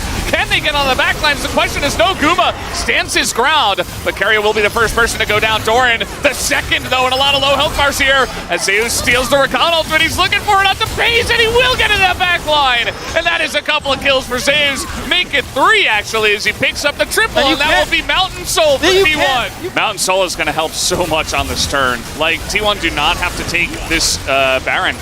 They do have the smites. They do have the ability to go for it, but stolen Malphite ultimate is now they try to get in onto Chovy. Fantastic stopwatch timing. Will it matter, though, as they're trying to get into there, as Pino will be the last one, and Zeus has his own insane stopwatch timing as he will survive, and Chovy is on the run. Oh, Zeus has been making so many huge plays. Chovy is in trouble. Yeah, Chains of Corruption, that's the end of him, as so many ultimates get thrown straight into his face, as the last auto from Guma will do it, and that should be the Baron, although Genji are sticking around. But the execution wasn't there. Once again, that's kind of been the theme for today. They needed to get the kill right off the bat, and they did, and now T1 are massively in the lead, and the damage is just being thrown out in spades, as even Doran can barely survive. And everybody's health bars are just going by the wayside. Chovy here on the run from a Tom Kench. As with the Baron buff, T1 are looking to push the bottom lane and maybe end this game. Yeah, I mean, they have so many minions here. It has to be FaZe's defense. And he just doesn't have the items. He's sitting on Kraken Slayer Quick Blades here. Should know about this. Guma has Flash and Ghost and everything. As now they definitely know. Maybe they didn't actually know. Doran's just ulting into the pit, trying to get this one going. And the rest of the team is just trying to get in there. They fight Guma, who is left alone in the pit. But the damage from Faker's too high. The Gordringer, though, on the side here is FaZe desperate to try to live, but he will not. He gets hit by a huge shock blast from Faker. And now Chovy is only damage left here on the side of Genji. They choose the wrong clone, actually. As Chovy's still on the run, and their base is in tatters, and it's being pushed in through the bottom lane. Yep, they're just pinging it already. TP coming through. What a sad way to lose this series. Well, it looks like Peanut might be taken out here by his fellow veteran Faker, or perhaps not, as T1 looks like this will be the end of it. As 3-1 will be the score. Very one-sided in the last 9 minutes of this game after one big team fight from the side of T1 as they take down the Nexus and they move on to their 4th LCK final in a row. The first team in LCK history to go 4 back-to-back finals, and they pull it off here. Faker looks so happy. And all it took was, you know, avoid the Malphite ultimate, get a great flank from Zeus, just one big team fight, and the game was over. Like, that was all it took.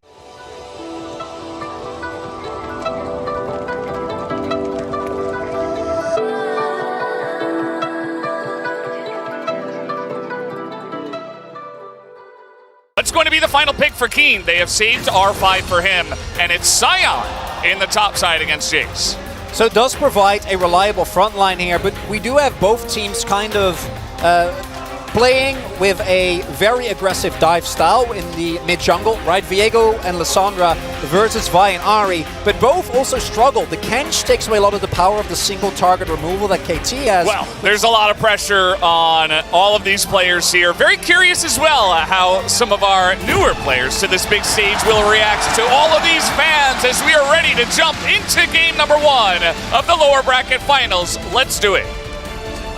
And the three of them operate so well together when they have that mid-prio, but in moments like this where they do not, you know, the agency is gone, and without enough vision here, Cuz is uncomfortable to threaten the Jace top side, so he just gets a free lane. As he's coming mid now, oh, there's a claw, it's Lissandra, Charm's gonna go wide, and what are you gonna do? Oh, goes back in. It's actually a very nice trade here for Cuz. Doesn't have to use a lot to get the stun. They did see him on the ward as what's going on in top lane. This is already going in favor of Keen.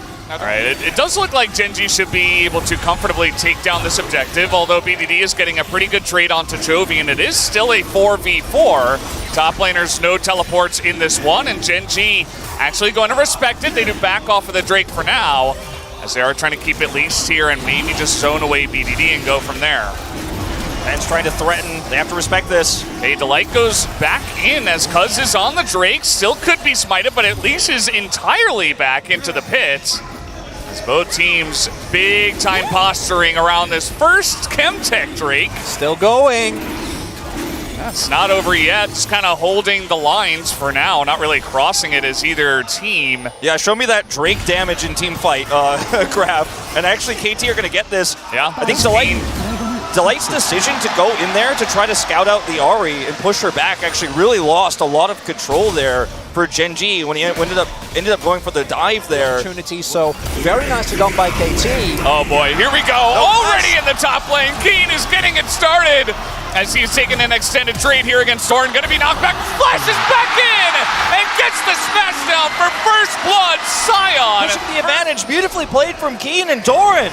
Already in game one under the pressure. All right, trying to make a play down on Bob's side. That stun will land on aiming. Is just going to use his cleanse as now Aru comes down. Level 6 on Peanut, who does have Heartbreaker. Cuz has ult. And Cuz is coming in, but aiming is totally zoned away.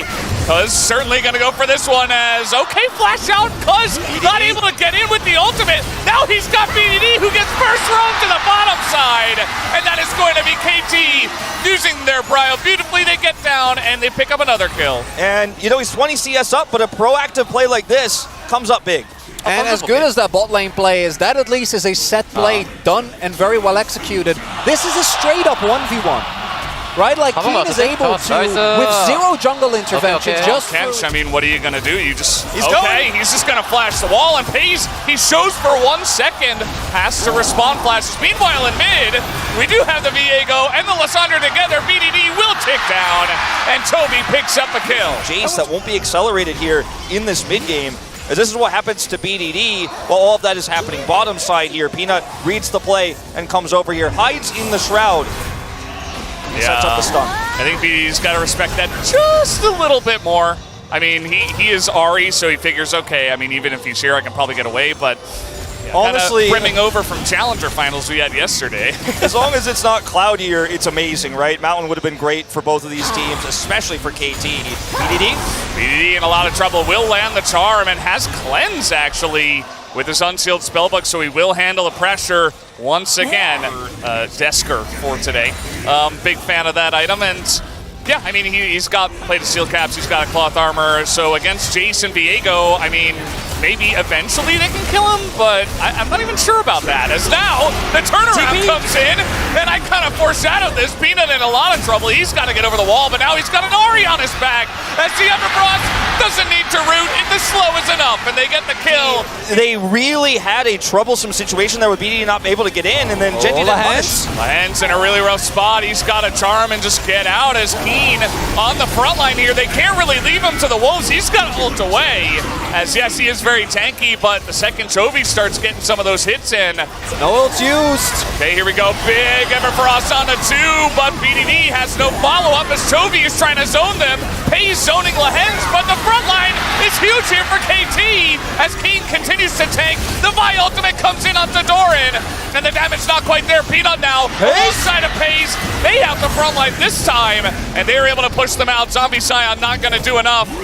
And that's going to be Genji actually winning the fight. Looking for maybe a collapse here onto Doran. The Xayah gank is just going to sit here on the bot side. Yeah, and he's actually just ganking Doran, who is 100 to 0'd and has no way to get out. I can understand kind of going Gore Drinker into Sion. You don't necessarily want to build lethality, but that means that also aiming and BDD aren't really taking too much damage, as a little bit of a bait here over the wall as everybody comes in, but a very nice Sonya's from the side of Joby. He's just staying alive for as long as he possibly can. Look at Keen. And aiming's not able to join this fight, whereas Pays, he's getting a lot of damage in onto that front line. Peanut able to zone aiming away, who has to cleanse, and now Joby having the front line in this fight as the damage from the Aphelios may finally take out Keen, but no, he will survive, and Delight goes too deep. He'll be the first one to go down as the turnaround comes in big from the side of KT. 3 kills go to KT. It's only been in one playoffs, let alone being in a massive arena like this, and he wants for the kill, and he gets punished. Well, you can't really say the same about Doran, who unfortunately is going to get caught out here. Finally does get devoured, but there's the route onto the Tom Kent, and now Delight may have to pay for it. Down he goes as KT find the pick, and now we're looking for more. They still have this Baron for 1 minute and 20, and they are absolutely going to look to take a big chunk out of this map. It is a good look for KT fans right now, and this is potentially going to be a loss for Gen G on blue side, which can really morph this series in a bad way. Oh boy, here we go, just straight up flash as 100-0. No, he is going to get into the frozen tomb at least, but Chovy, not in the best of spots, does go down in a trade for Cuz, but KT will take that. So he will take down the turret, and they're just trying to fight front to back here. Some low health bars though, as Need is just trying to survive, and nobody can get through the Scion's health bar on the side of Gen G. It's just impossible. It's a Scion with the Jack shows. He's got Wardens now as well. He's just so unkillable. You can get some stuff going, but I feel like, you know, as you guys were talking about some of the desperate fights that Gen G were taking in the mid game. Aiming? Aiming is in the middle of nowhere, and he might just die. Down he goes. A full shutdown goes over as TP now for Keen. He's trying to help his team as, I don't know, that's just 2 free kills over to Gen G.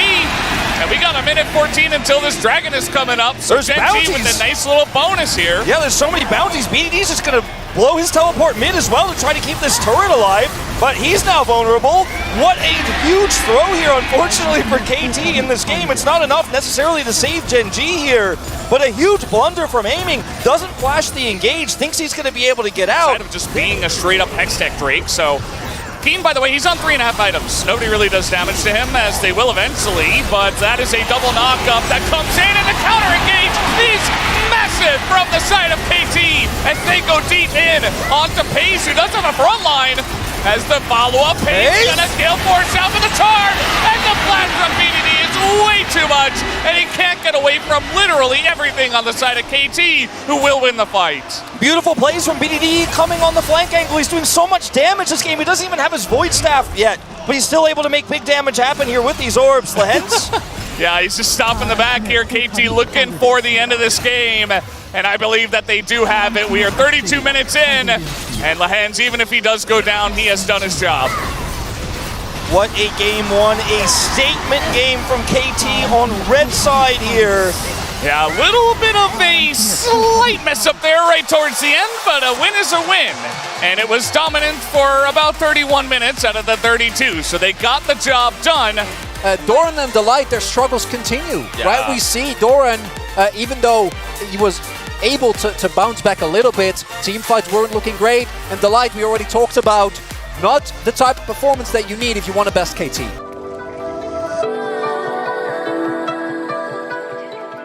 He's got other ideas here. I thought we might just straight up see the Malphite now. If you wait though, you can make sure that it's not Gwen, because that's the other ban they could have gone with here instead of the Renata. But that would of course have baited the Malphite ban. A twisted bait! But now they're just, Keen can play so many different picks here into this Ornn. You know, we've seen him play Jax in situations like this and control the matchup. We've seen him just pick Malphite to anything, which is the safest and easiest. Malphite. You've got Tom Kench for the Aphelios, but that alone isn't going to be enough. There are too many threats. You've got a Viego, you've got Gold Card, you've got Xayah Feathers.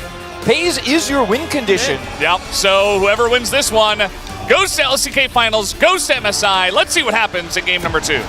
And a lot more assassination potential into BDD. And Delight also swapping and going for heal. Previous game, he went for the Ignite, as Bone Plating procced early, as Chovy and BDD. Just trading a little bit. W taken first here by BDD, so Going to be tough to deal with here for the Aphelios, but Gold no card. Ghost. Yeah, mainly. A little knock up here as Cleanse used early, Pays. And a nice engage at level 2 from Lehens. Well, but it does mean that Keen's probably not going to be getting solo kills. There's no Cleanse in the bottom lane. BDD is already here. This is the freest kill of all time. Down goes Pays, and Aiming's going to pick that one up. That's it. So definitely the lead more important here. Okay, gonna call an Ornhorn onto BDD, who does have flash, elects not to use it, and does after the fact, but nearly loses his life. And you're never really losing those skirmishes. Okay, nice little setup here. We do not have flash on Cuz. He's gonna heartbreak of the wall, but aiming will not be as lucky. He will be left to the Wolves that are Genji in this case. Nice little damage there, but Very nice turn attempt there from Peanut, but it does feel a little bit late as... oh, here we go. Destiny Gate up to the top side, and Delight might be the food as, okay, though, Pace is trying to frontline here, trying to do some damage there as with Peanut around. They're actually in a 3v3 as PDD takes way too much damage, and even with the Catalyst is not able to survive through that as here comes Doran. He does not quite have his Ornhorn, but looks like Cuz might be going down here, not able to get over the blast cone. And another kill will go over to Peanut, who is on a killing spree. Yeah, just gonna walk on in, BDD with the Ghost into this fight. Little bit of chip damage, but there's the wombo combo on the BDD and a massive charm into that backline from Lahens, but no follow-up damage from the side of KT. It'll be BDD to go down first, but the steal does come in from Cuz as another Hextech Soul is on the rip, but a massive flash in from Toby as KT trying to re-engage. The Featherstorm is big. 2 kills for aiming, and all of a sudden, Cuz and aiming are getting the reset, and they are getting the fight on this Drake as they are so incredibly low. Toby looking to try to get back in there as it looks like KT may have gone just a little bit too far. Toby looking for the cleanup, and everybody's trapped in the pit as the charm will land, and that'll be the end of the Zaya. That will be the end of the Viego as Genji fight back in that one. And with aiming not having his LDR available, if we get a straight up front to back team fight where Genji has Peanut and Doran in the front, Chovy off to the flanks and Pays in the back, with Delight covering him, I don't think KT is going to be able to win. It's about, can they find? Lahens, you're on vision. I guess he had no idea as he's just going to be free food for Pays, who picks up his first kill of the game. A moment ago, he was able to dash, of course, to Cuz if he gets caught like that, but he's just not paying. I mean, he's standing on vision and he gets caught before he can actually dash. Cuz isn't there to support him, so he's just kind of caught out. Okay, here comes KT. They really want to take this fight, it looks like, as Destiny committed to Cuz nearby. For the Lahens. Charm used as flash on in, but no, it's going to be the takedown here from Peanut onto this objective as Ornhorn from the pit. Not very good as Lahens in that backline, though. As the Cyclone is getting so much damage, and Peanut is going to pick up this first kill, and here comes the rest of Genji. Just to go straight in after that one. Double kill now for Peanut, who is 8-0 in game number 2. We saw some of the warning signs in the Live Sandbox series at the very beginning of playoffs of KT's judgment sometimes being faulty here in these mid-game scenarios. Oh my god, Oh, the light got it. the wall. He didn't have vision, so that's why he didn't flash it, because the extended range actually hits him, but he doesn't actually have vision of the indicator. Game's just dead in the side lane. Oh my god. This snowball has turned into an avalanche in favor of Genji. By the time the rest of the team got in, after the kill of Lands, And there's just no reprieve. Everybody on the side of KT is just being hunted down. Now we do have Cuz here. He does come in for the save, but only for a millisecond, as now maybe he's going to be the next guy to go down. Pays, well, he is going to be seen by this control ward, and that is going to force KT to just back away. As he's still looking for the angles, because we know that he can. KT absolutely respecting it, but the two-man knockup goes in. The Devour is immediately there. The damage not quite. As they do try to go all in onto the light, but they can't even take him down. The redemption keeps him alive, and that is going to be nearly a full wipe here in favor of Genji. They are chasing down every single member of KT, as it looks like maybe only BDD and Lahens will be able to get away. Even a teleport to zone them away from this one. Genji absolutely gonna run away with game number 2. Looks like we got a tied series here after the second game, and what was a great draft from Genji in game 1 is shut down. KT with their comfort picks, BDD's Twisted Fate aiming on Zaya, and Keen on the Malphite, and they still can't get it done. And there you go, even a little bonus kill on the BDD, put him in 0-5 before going into the next game, just to add that little bit of extra salt. As there you go, Genji, they have given us a series that we now have on our hands. A 1-1 score here, as there will be no 3-0 to either side. and getting punished. In this game was exactly the opposite, and I do think that even though that first play worked out, besides that the TF was basically invisible and wasn't able to find value with any other ultimate. So it was the opposite of what we normally see. We're like, oh, first ult doesn't go well, you're in trouble. First ult was great, but after that, we're unable to find anything. BDD, one of his best picks, no surprises there, is going to have a really big impact, but oh, that's a different direction. They can afford to, they have an Elise, and let's not forget that one game, as everyone is, and this, I think, makes a ton of sense.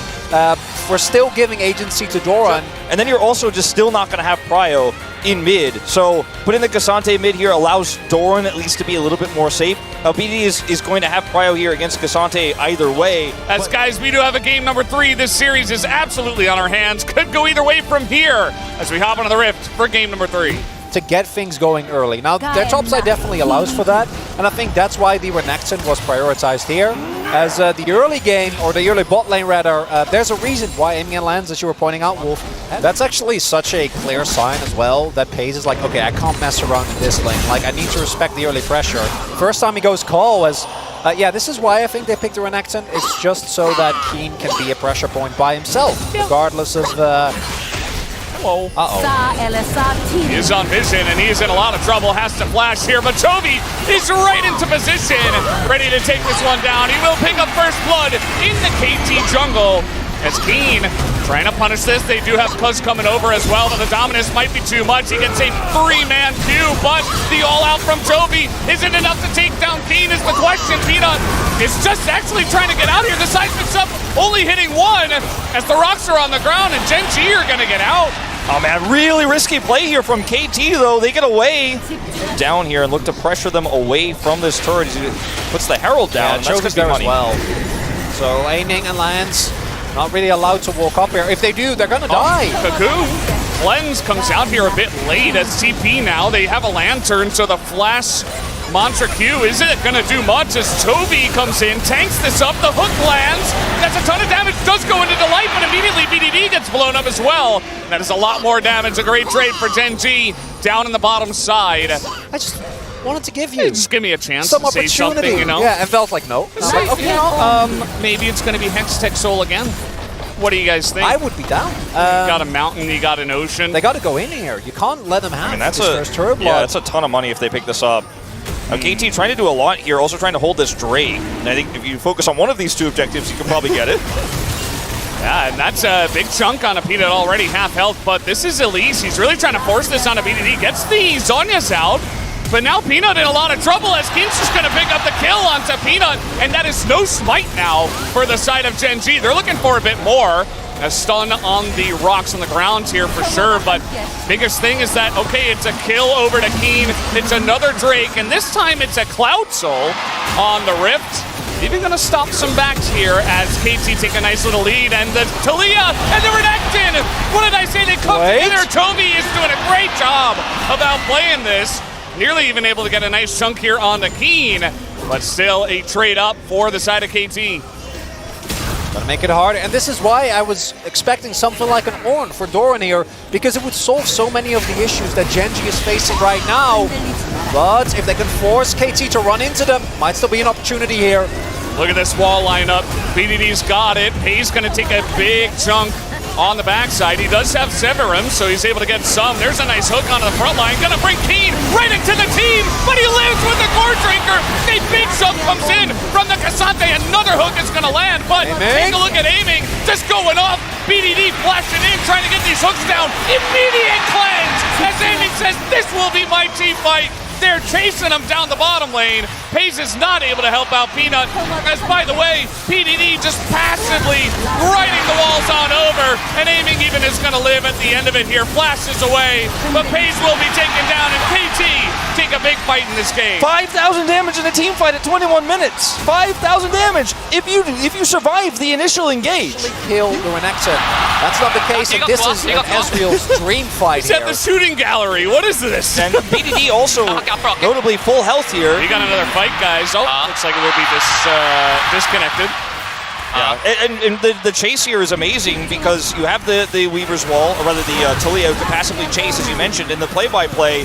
FaZe is not getting out of this one. Aiming does take a bunch of damage, but gets out, and both BDD and Aiming were so far away from all of the CC going straight into this Renekton. A Renekton not that tanky, but the Gore Drinker itself is going to let you live.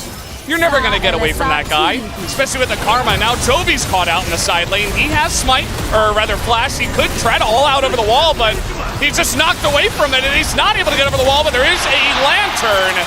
And a try there. No plays this time, and Aiming! Oh no, he gets caught on the top side of the map. It's now Gen G. They're looking to take this fight down as another hook is going to land. Jovi on a killing spree, and Gen G with one turn may be able to come back into this game. I mean, this is amazing. Oh, the hook! Boy, he's just dead as well. And now it's the shooting gallery for Gen G. And Gen G, they make this happen off of just one mistake. Just one mistake from Aiming. We see a follow-up chase. He goes straight into this, and Delight's like, I can grab him. And he goes over here, grabs him with the hook. The follow-up is there, and they all in on this. And then BDD walks straight in as well to Chovy, thinking, okay, he's low. I've got this. I'll be able to take him out. No, it's a Cassante. He's going to turn on you at point-blank range and kill you. He's calling out everyone's summoners here as they chase for the kills. And new Thresh, pretty fun. Whoa. You know, you start winning a fight, you start building the snowball, face checking it, doesn't realize that they're all there as Wall is coming in as well. Keen's behind enemy lines as it comes down to a Smite, but it goes the way of Peanut. He is going to deny the Cloud Soul in this game. KT now on the run. They do not want to take a subsequent fight on this one. Pace flashing the wall as KT were already out of there. Full item choice here in this game. As here's a Cocoon and Lahens. There he is. You were just talking about it, the true damage, and immediately the support of KT is just gone. As now all out over the wall. Cuz in a little bit of a rough spot here. Keen has to go into the Dominus. And KT, they will kite back, but they're down a member. Might need to give up another Drake. Not the case. Here we go again with the TPs trying to take out these mid turrets. This time makes a little bit more sense. Chovy gonna open this up for his team as they are pushing mid and bot at this moment in time. And meanwhile, Doran gonna get the combo onto BDD. He's gonna go down immediately as trying to turn it onto Pays, but it's just desperation. Cuz has to flash away. Gen Z are looking to push into this base. This is not looking great here for KT. They may just simply get pushed out of this game. They don't have hard engage. They tried to set up for a potential shove there with BDD. He's punished. The flank is shut down. Oh, now they're getting on to Aiming as he clutches to his death. Hayes runs right in, picks up the double kill, and gets a triple kill. This game is over. Gen Z 10,000 ahead as they will push in with the Baron buff and try to take down the Nexus. And that's going to be it. Gen G going to take the 2-1 lead here. KT, like Gen G in game 1, unable to get the win on blue side. Looks like it started off well when Aiming got those couple of kills. Everything was looking peachy, but it's not enough. Peanut, as mentioned, still able to do a ton of damage. And I'm going to start to wonder, is it not time that we bring Pays off of Aphelios? Because very clearly, I think the way he plays aggressively, enabled by a Fresh here as well,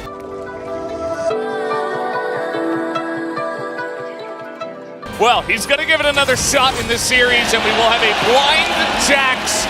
Keen will not go down in this series without at least playing one game of Jax. But really doubling down on this composition, I think for KT, a greedy choice in a best of 5 like this, and the Gragas pick now just feels so safe into the Jax. We've seen Doran play this so many a time.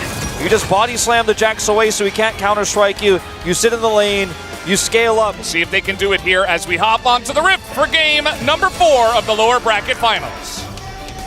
But this has all been done by Supreme, by the way, because Hirai has been ill for a really long time, and I think this is a really big kind of coming to success story for Supreme this season because he can put it at the helm as Hook goes into level 1. Ignite put in onto Lahens. He's going to have to flash, and he might just die in the 2v2 already in game number 4. As Aiming desperate to trade back, but that's already a kill before 2 minutes. you don't have to play aggressive in this lane. Your bot lane gets a kill level 1. They're just hooking into a level 1. Pays is just calling this out, man. He's hyped. And it makes sense as well, right? Like, in a short trade, you have a great chance. I think even at level 1, you have the opportunity to out-trade the Xayah and the Rakan, but like their mid and late game picks have been amazing. As Chovy on the road. Doran low on mana, so maybe Keen underestimating him here, but with Alessandra, could lead to a lot more. He's got enough for the cask, and now he's under the turret. That's going to be a kill. Give it on over to Chovy. Fantastic timing on the roam up to the top side. And it's almost a foregone conclusion, you feel, when you have your Vi on the top side here on Herald. Okay, ult goes through. Just going to be focused on what they could have done, I think, potentially in this team fight with their composition. And BDD walked away from Herald Gold, for example. And you start to wonder, is that all we need to know? All right, here we go. First play from the TF. They get on in. They have the vision, and Peanut on the flash. One auto finally comes through. A little bit rough on that one, but Cuz will pick up the kill. A bit of a weird one. Does end up dying, but now he's not going to have flash for the next team fight. We're still a ways away from that, but... Oh, he's there again. He's getting baited again. Chovy in position again to get a gank on the top lane, and this time the kill goes over to Doran. And they are just owning that side lane here. Gen.G getting very ahead. A testament to how well this player individually has been playing. But for KT again, one misposition from Pace, from Chovy, from Doran. A little play here. Doran just face checking in as the cast not going to hit anyone. He just flashes over the wall though and does get away for now. Here comes Cuz. And they're going to Destiny Gate underneath this one as they try to burst down the Gragas, and that they will. Here comes Chovy on the return, but he's up against 3, so he's just going to let that one go as Gen.G, meanwhile, will take down Soul Point Ocean Drink. So it's still a proactive play. It's successful. Can they get Chovy, though? Oh, Chovy's trying to stop the TP. He's not going to be successful. Has to flash himself. Everfrost might get him to safety. Still has his ultimate. Oh, look. Reinforcements are coming. Yeah, this really is what KT was looking for. They are really hard forcing this. Chovy is Lissandra. Yeah. Does have ult, so, I mean, with the rotation up, I think this is super greedy. 5 seconds. Well, they definitely want to try to force the Frozen Tomb usage. No, I don't know about this. I don't know about this. All right, well, they're going in, and now TP's coming in, and Cuz takes 3 turret shots, and he's immediately going to go down, and a shutdown is given to Chovy on Lissandra as if he needed any more gold. And this has been going to lap that up. This has been... Yeah, Gen.G are playing it perfectly, basically, right? We give them a lot of credit. Like, Chovy has set up these 2 awesome plays. KT had the one moment, and then they kind of fumbled it, right? But all they got to do is sit back and essentially not allow the Jacks to get too far ahead. As here we go, this engage is questionable. Delight goes in, but maybe it's a bait all along. Chovy's got the angle as here comes Keen. Frozen Tomb on him, and he is just, oh, he goes to the stopwatch. Can he live? The answer is no. As he is basically 100-0. Chovy gets into the back line. Down goes Lahens. As one by one, the dominoes fall on the KT roller coaster. Gen.G are looking to stomp them here in their own jungle. Aiming is pushed out, and Cuz maybe okay. Couple of kills for him, but that's gonna be it for the team. He gets 2 kills, but everybody else goes down. Aiming barely able to get away. Should be Ocean Soul to this side of Gen.G. They have full control of this game. Like, they are in such a good spot, but okay, trying to get on top of Paze as can they 100-0 him? I think he's just gone as he does try to get some damage in onto Aiming, but that's going to be a kill. Now onto Aiming. Hex flashes over the wall and sets up for it. But like you say, if you're not going to capitalize on that, what do you capitalize on? Ooh, nice angle here. Lahen still no flash. He's going to be going down immediately as underneath the turret, the rest of the team just has to back away from Lysandre once again. He's having a grand old time pushing that Jax out of the side lane as immediately they get up to the back line. Aiming is down. And is that the pick that ends the series and sends Gen.G to the grand finals? I think it may just be as they are looking down the barrel of a second inhibitor going down.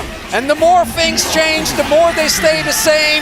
Looking like it's T1 Gen.G on the menu again. And there you go, Doran, he wants a little piece of the pie as well. As down they will go, tons of feathers pull through, and Gen.G will do it. They will take down the Nexus. They will take down KT in the 3-1. They stabilize their minds, and they get it done in the end, and they will be joining us in the LCK Grand Finals and in MSI as our second seed from Korea. And like you say, the more things change, the more they stay the same.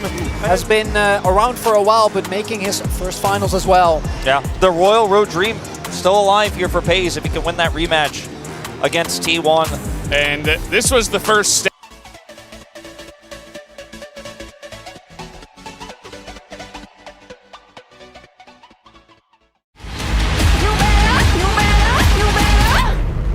But this is often what we talk about as being the better option, and that is Callista, keeping Varus alive. But no, the engage going to be available here as he locks down the Nautilus.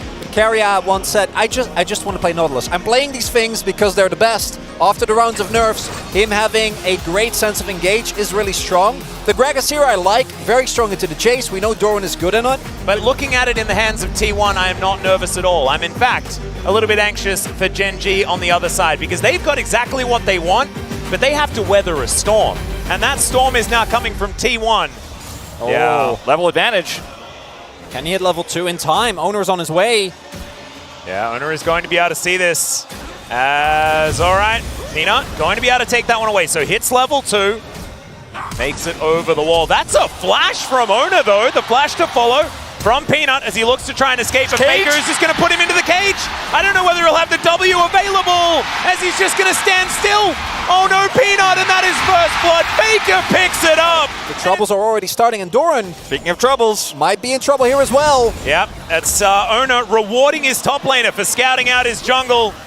And we'll see, Winter's Wrath is going to go wide, but there's the flash. Permafrost is in, and T1 are going to look for their second. Doran actually going to turn it and gets the solo kill 1v2. And Doran does it again, and I said right before this, you put Doran on the Gragas. Onto it very, very nicely, and right here. Look at this, the body slam blocks him for the melee, but he's still got, of course, the transform to come over here and do the additional damage. Doran waits till the last possible second, flashes here, and then as the damage is trying to come through here, he gets the extra body slam, and just a miscalculation there on the cooldown of body slam. It was exactly the time it came off cooldown as well. Like that was very close. You might think that it's a detriment for Gen G to have to play 2 best-of-5s in a row. I think for a player like Doran especially, he's leveled up, and he can continue to do so, as now Faker is going to go into melee range against Chovy here, finds himself the burst to flash forward, but it's not going to quite be enough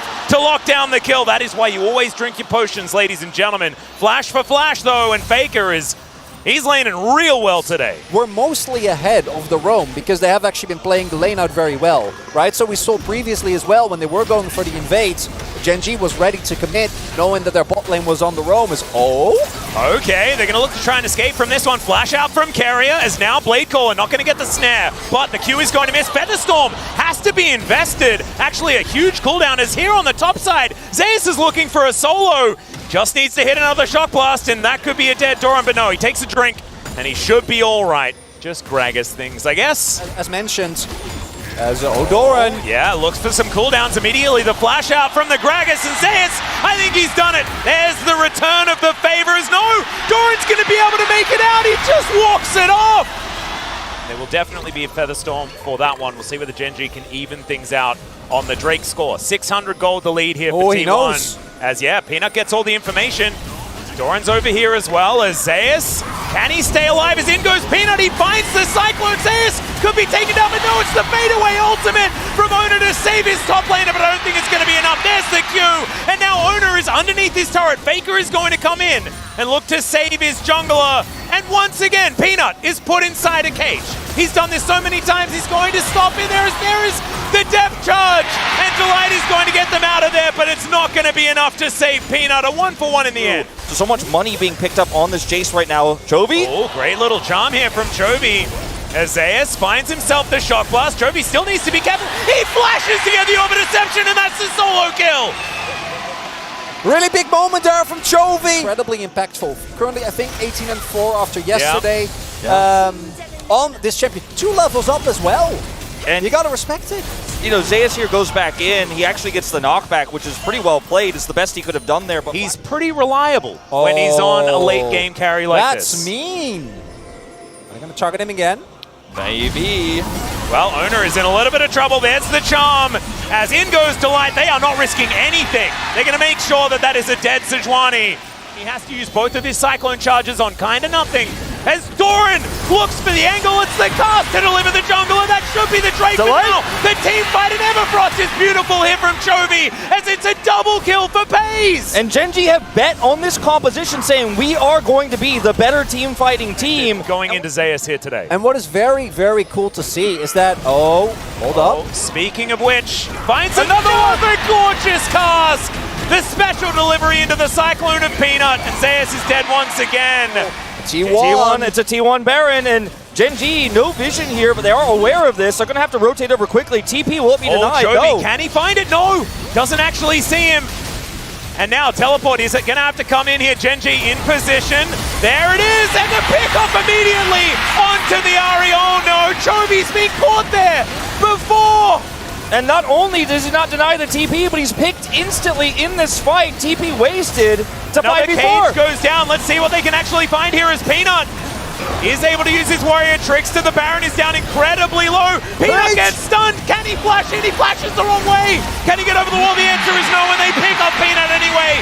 T1's back in control. You can't steal a Baron from Guma and Owner, especially when Guma is on Varus. It just isn't going to happen. Bit of a fight here. Yeah, a bit of a fight in live that is happening. Delight trying to escape. Battle Dance is going to do that as the Baron secured by an empowered Q. Owner once again in a precarious position. And Faker, it's his turn to get caught out of position. And now Pays is going to be delivered a 4th kill this time around. Oh my, I wasn't expecting calamity like this in game 1, gentlemen. And you mentioned this, Chronicler, just moments ago about last season. Okay, hold on, we're still fighting. Yep, that is Peanut being put into the bouncy castle as he's down extraordinarily low. Battle Dance comes in, Owner says not on my watch. And he will be able to lock down the jungler. The flash forward from Carrier, but he finds the wall. As Gen G going to get collapsed upon here by T1. A lot of damage being done to this Drake. As let's see whether Owner can even that one out. There's the cast. As Faker's just booped in there. The Cyclone's fantastic. The Drake down to 1 health, and Peanut, as an afterthought, picks up Soul Point. As Doran is incredible at Gragas. He's a sniper. Yeah, Carrier goes over. He looks for the huge play, but instead, he's going to find the Death Chamber, and Gen G back in control again.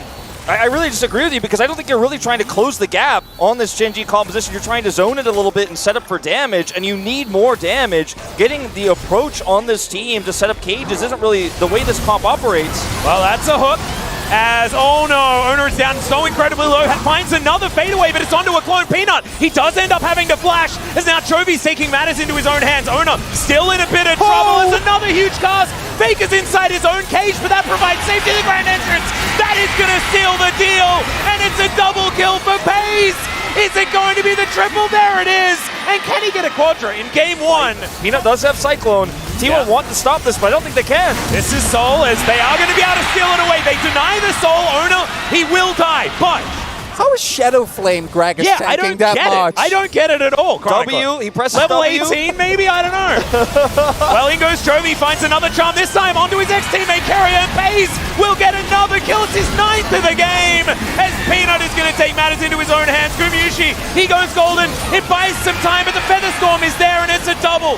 4 Pays on the bottom side for Gen G. They'll take down the last remaining inner turret, and now it looks like they're going to go spend their wads of cash. We'll see. Some posturing now as the Drake is going to spawn right this second. Just going to take some time. Peanut and Pays do so much damage. It's 6 items on this 10 and Ozaya. And there it is. It's gone. They get a ward in. And they get the bad news immediately. Well, this is a Hail Mary, and T1, I think, know that they are certainly circling the drain, so you may as well go for one. Shock Blast connecting, Charm does not. As Carrier's in trouble, they find themselves, oh, the Baron is stolen by Peanut. That could be the last nail in the coffin. His Pace, not free hitting right now, but finds the Gale Force, collects his double kill. Gumushi knocked up, prepared on a silver platter for the AD carry of Gen G. Make it 13, shall we? As he picks up the triple, and Faker running for the hills right now, but Peanut, I think, may just stop him, as there it is. And Gen G, they will take game number 1. I hazard to guess after that play. Surely they can push for end here. I think so. Teleport 13-0-2! And look, the story of this game, I think, is in somewhat, because of the hype of Pays potentially being a Royal Roader here, about his 13-0 scoreline. I think a majority of this game was set up by Doran, and the two of them have worked so well together with Delight to lead to a 6-20 kill score here in this game. And who were the 3 players that we were most concerned about? We were most concerned about Doran. He's 1-0-10. As I'm going to hold that thought for a moment. Pays is going to get another kill. The Charm connects at the same time. Peanut grabs that one, and the Nexus will fall. Gen G, they take game number 1. I mean, Owner just wasn't allowed to play. Yeah, damage to Jace. He almost outdamaged the Zaya. Yeah. That had 1 million kills. That's Shadow Flame Gragas for you, ladies and gentlemen. Doran, absolutely amazing performance. One thing I do want to say, and we were getting pretty hyped about Gen G in this one. As always, Kate Lux. Oh, man, Into the okay. Aphelios. How many times has Gumayushi Carrier lost on Caitlyn Lux, gentlemen?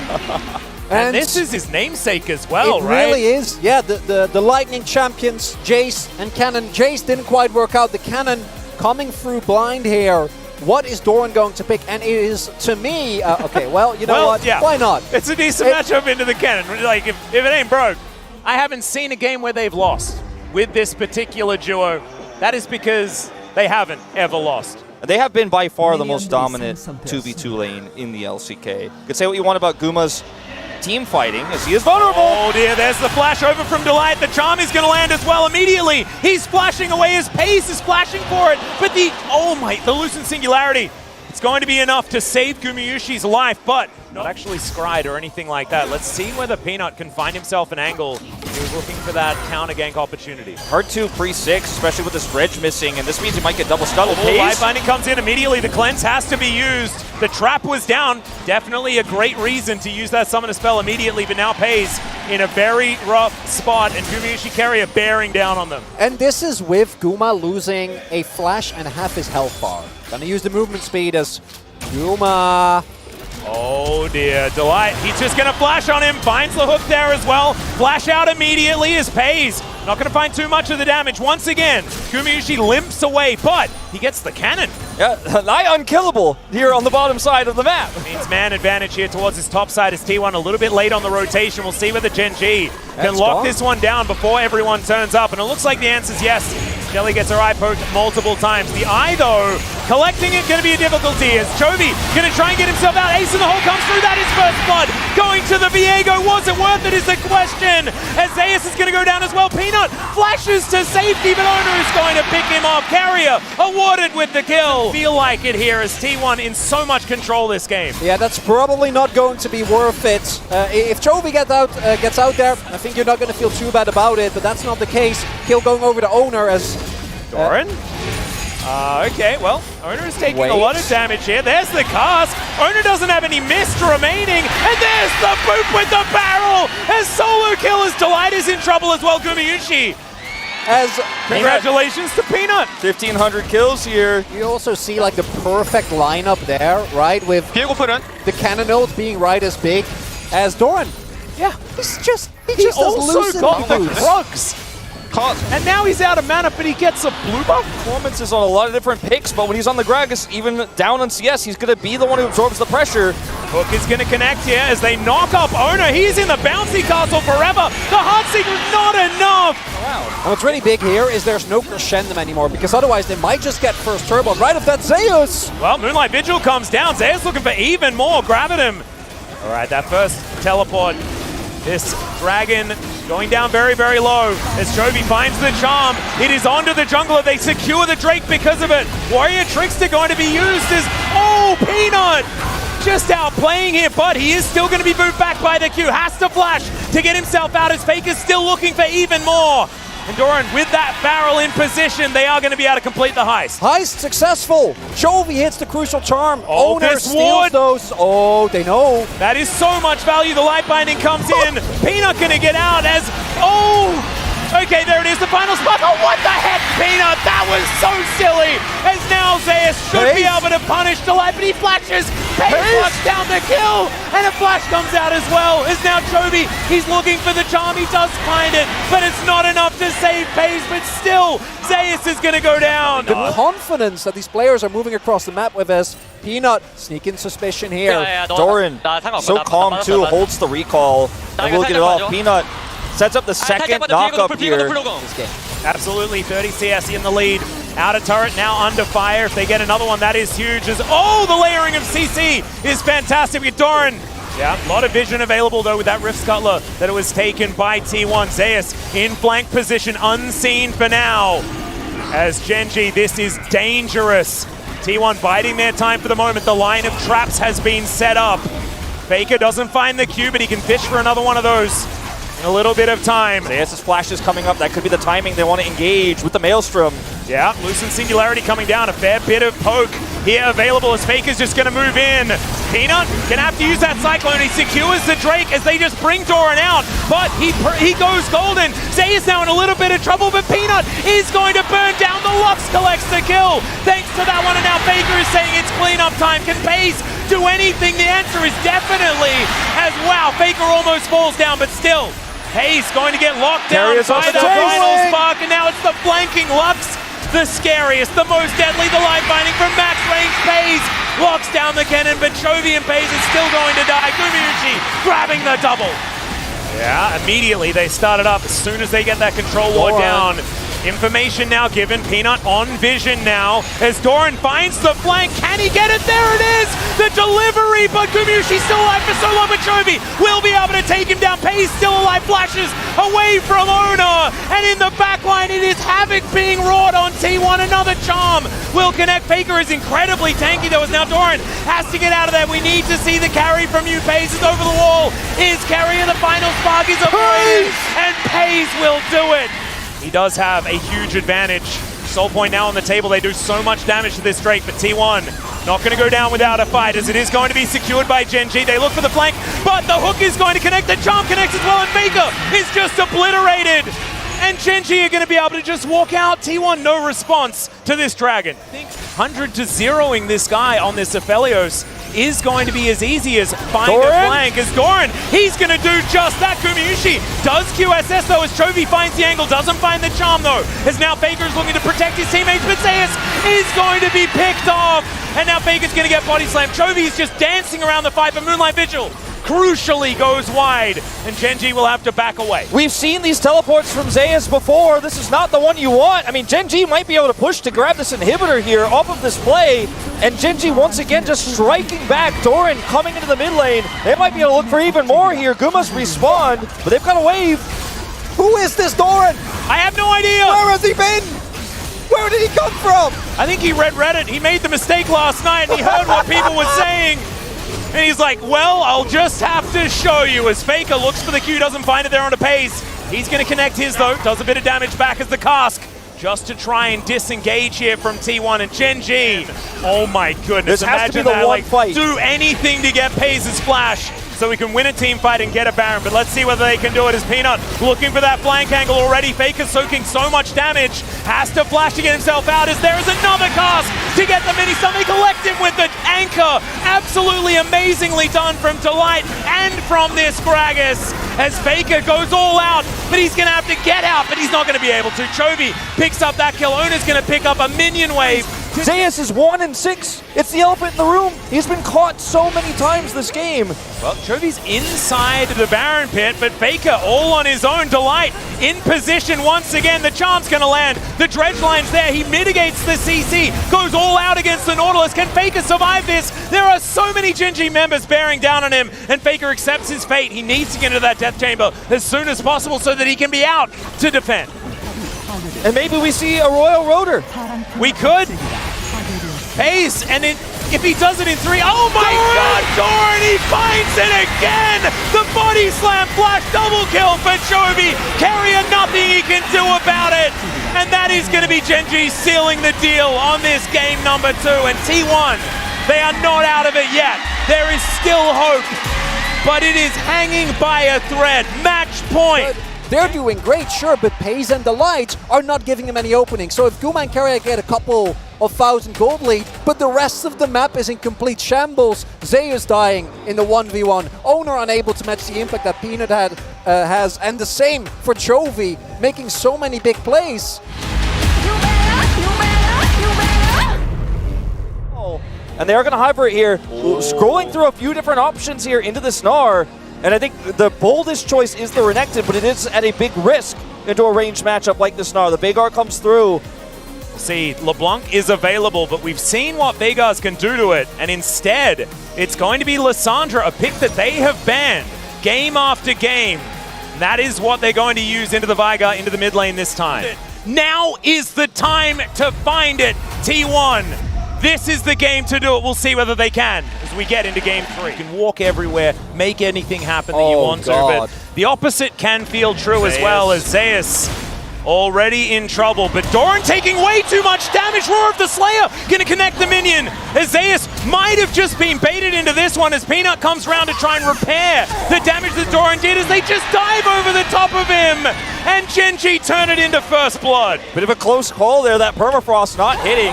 And Zeus unfortunately caught here, now flashless.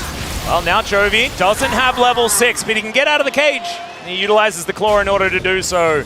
Does take a lot of damage though, so he's going to look for a reset regardless. Oh, standoff.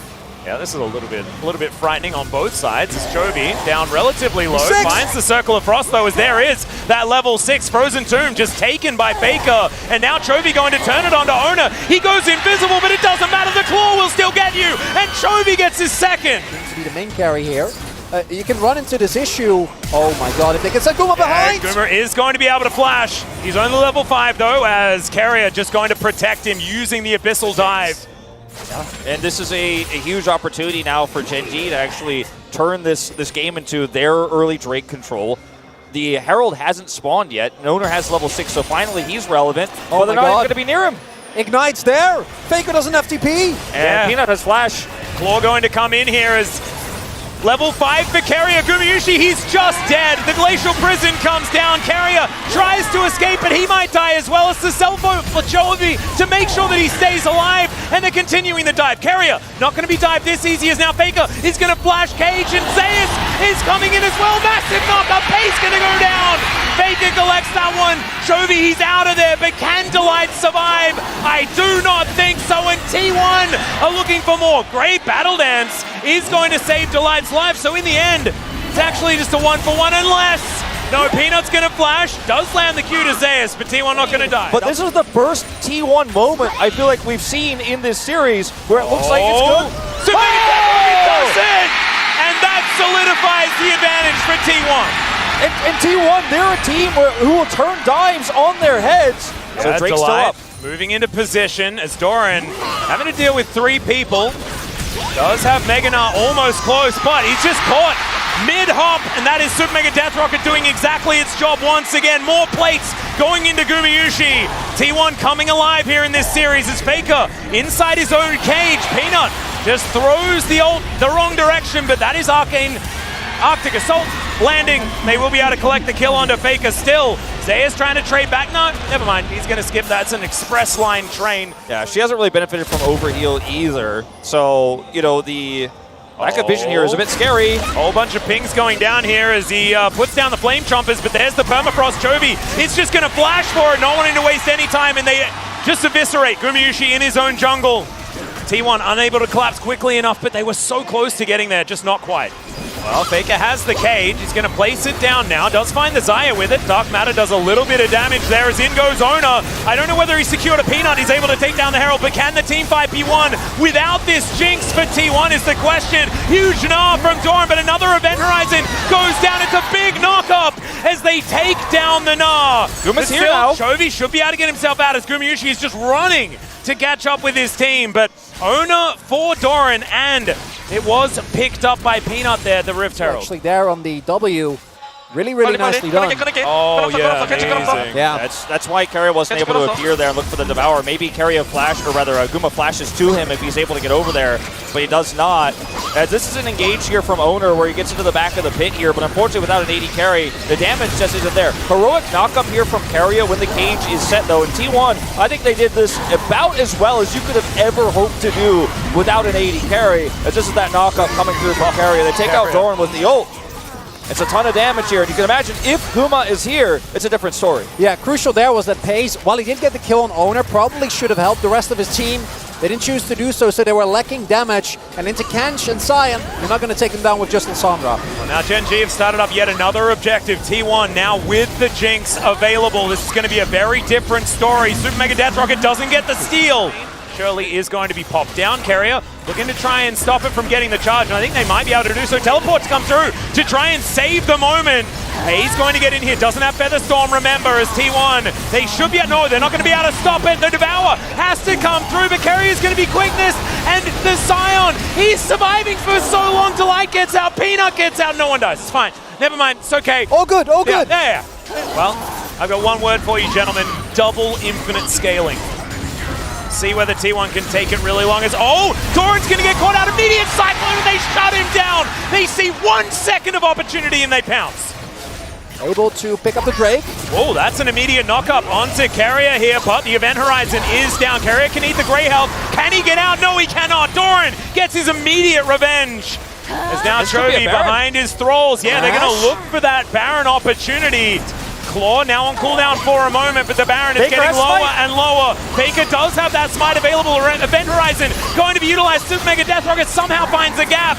As Gen G, they are still on the Baron. Baker's going to flash in. They get it with the double smite. Baron secured here by T1. The knockup inside the brush is fantastic. As Chovy tries to get it done, but he's not going to be able to. Zeus just hitting whatever he can find. As T1, they won the team fight. The Baron still going to be there on multiple members of T1. And Gen G, they can't just sit around, right? The poke from this Jinx, the Rockets are going to chunk you down. Not to mention the fact that their siege is still very good. Battle Dance to get them out of the way there as the Flame Trump is connected onto Delight, but he will be okay for the moment. Yeah, this is the huge problem, because it doesn't just mean that fights are hard, it means that defending your base becomes very, very difficult when you have range disadvantages like this. I really do like he's going to get denied potentially. He is. Yeah, does actually stop the back. Really beautifully done. And now Ona says, it is my time. Gets the double knockup back to back here as Chovy self-ults to keep himself alive. There's the Zhonya's as well. Event Horizon's going to get the stun, and that is the kill for Gumayusi, just delivered. And he is so excited now as this Jinx tearing apart the base. Trying to go through bot to end. Yeah, do they have the opportunity to just finish this one off? That would be pretty huge. Potentially Greedy is now Peanut going to get chunked out. Okay, a lot of damage onto the Scion, but now Faker just finds himself the ultimate. The burst of damage onto his former teammate is going to take him down, as now Inhibitor Turret going to be taken as a consolation, as that's a huge knockup from Carrier. And Gumayusi once again excited, just walks out of the grand entrance, and Delight is going to have to walk out of that fight. And now T1, they're going to try it again. Do your best Morgan impression. I think we got a series on our hands. I think so. Hold up your hands, ladies and gentlemen. This is at least going to 4 as T1 Super Mega Death Rockets fly in. That is the execution of Pays. And Gumayusi, he can take down the Nexus now if you would like to. We'll see where they are. Like Chovy.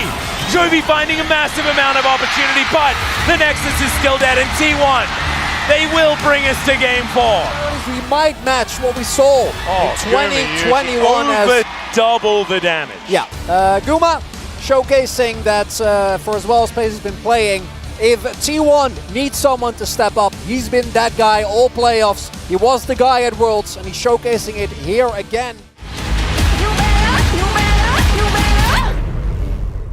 Barring an Ornn or a Sign pickup is really going to be lacking in hard engage. Pick is amazing. Counter engage great as well as Chovy. All right, Tristana is going to be the choice. That confirms Cassante for the top lane. Definitely looking weaker in that regard, especially when we consider Maokai isn't going to be as high impact as the Lee Sin in the early game.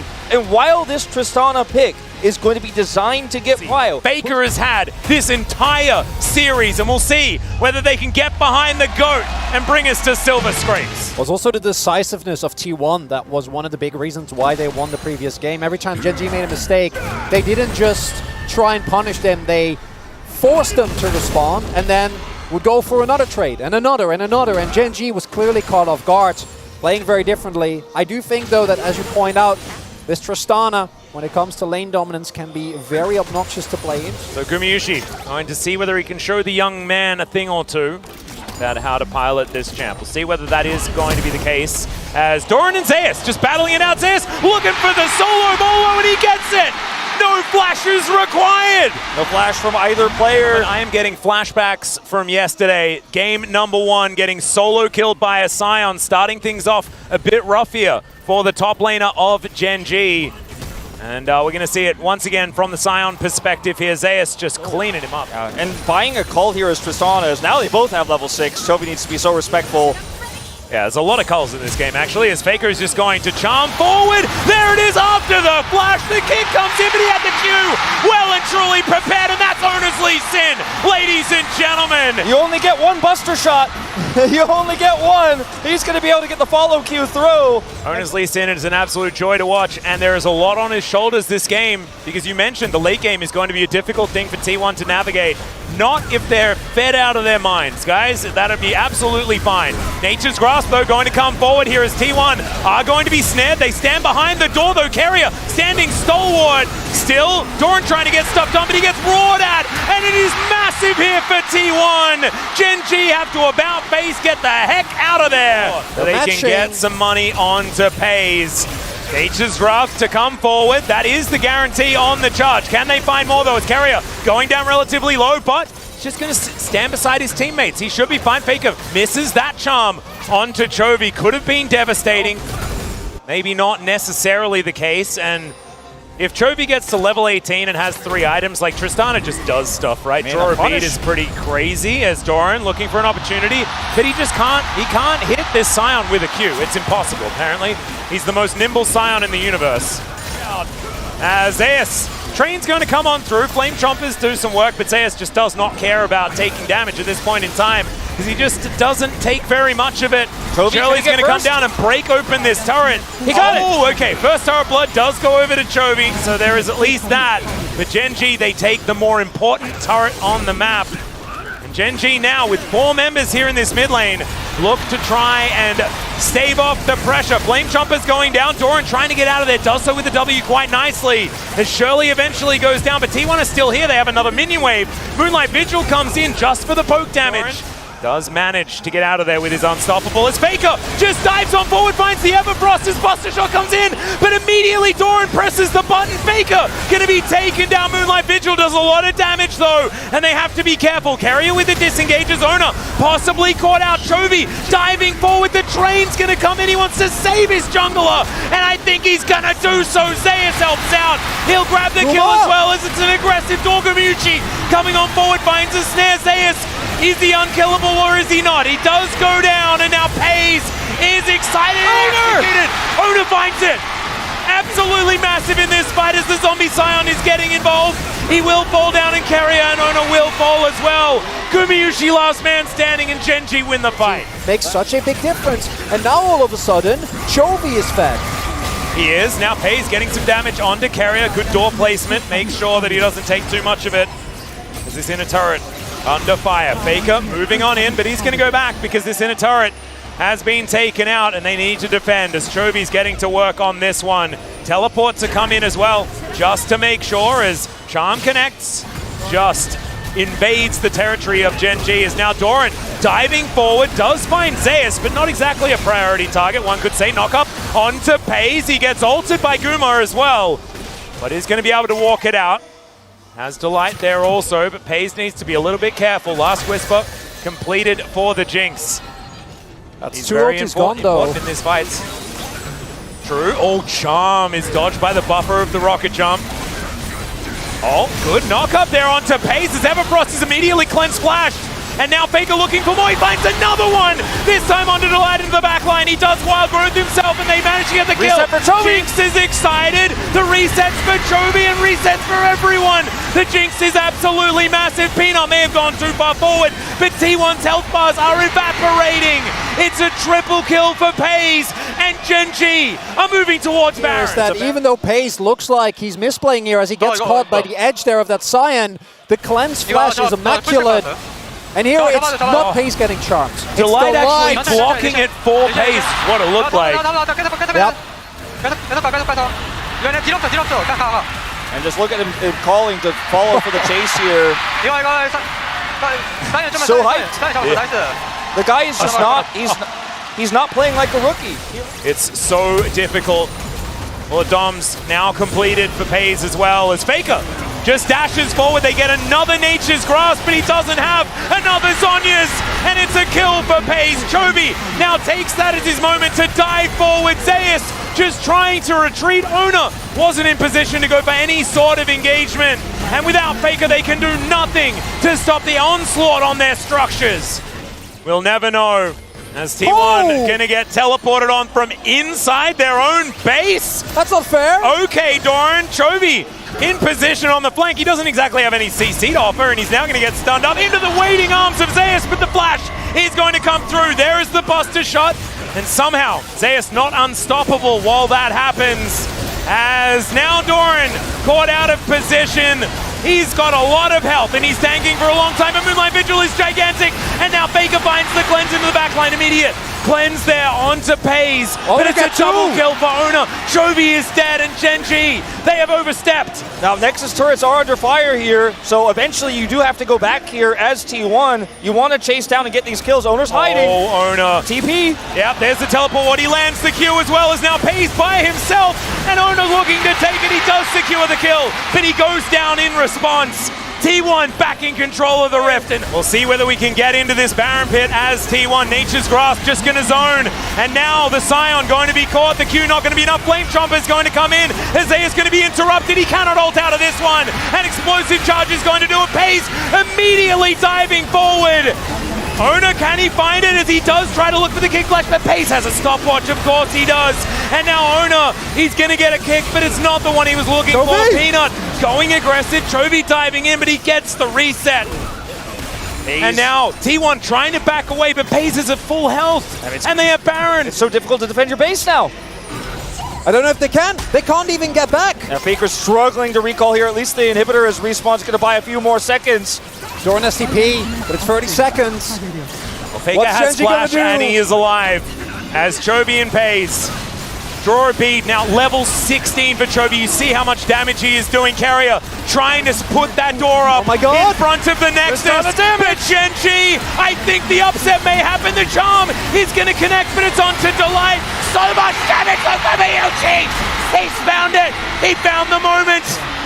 Oh my god, he does explode in the end, so it's not going to be T1 taking the game back, but it's not going to end here. My voice might die, but the Nexus will survive. It's the range of T1. You're exactly right. There's also this, the zoning, as in front is the Scion. He's going to stand there, but look at this turret. It just evaporates. A massive Q from Doran, and it is the man that played so well in games 1 and 2 that's coming back here in game 3 to dominate T1. Ona down to his GA once again. Pays, he's down very, very low, but now the Nexus will be in the sights of Genji. They couldn't take them down at all throughout the rest of it, and now, on the blood of T1, Pays has paved the golden road here in spring 2023.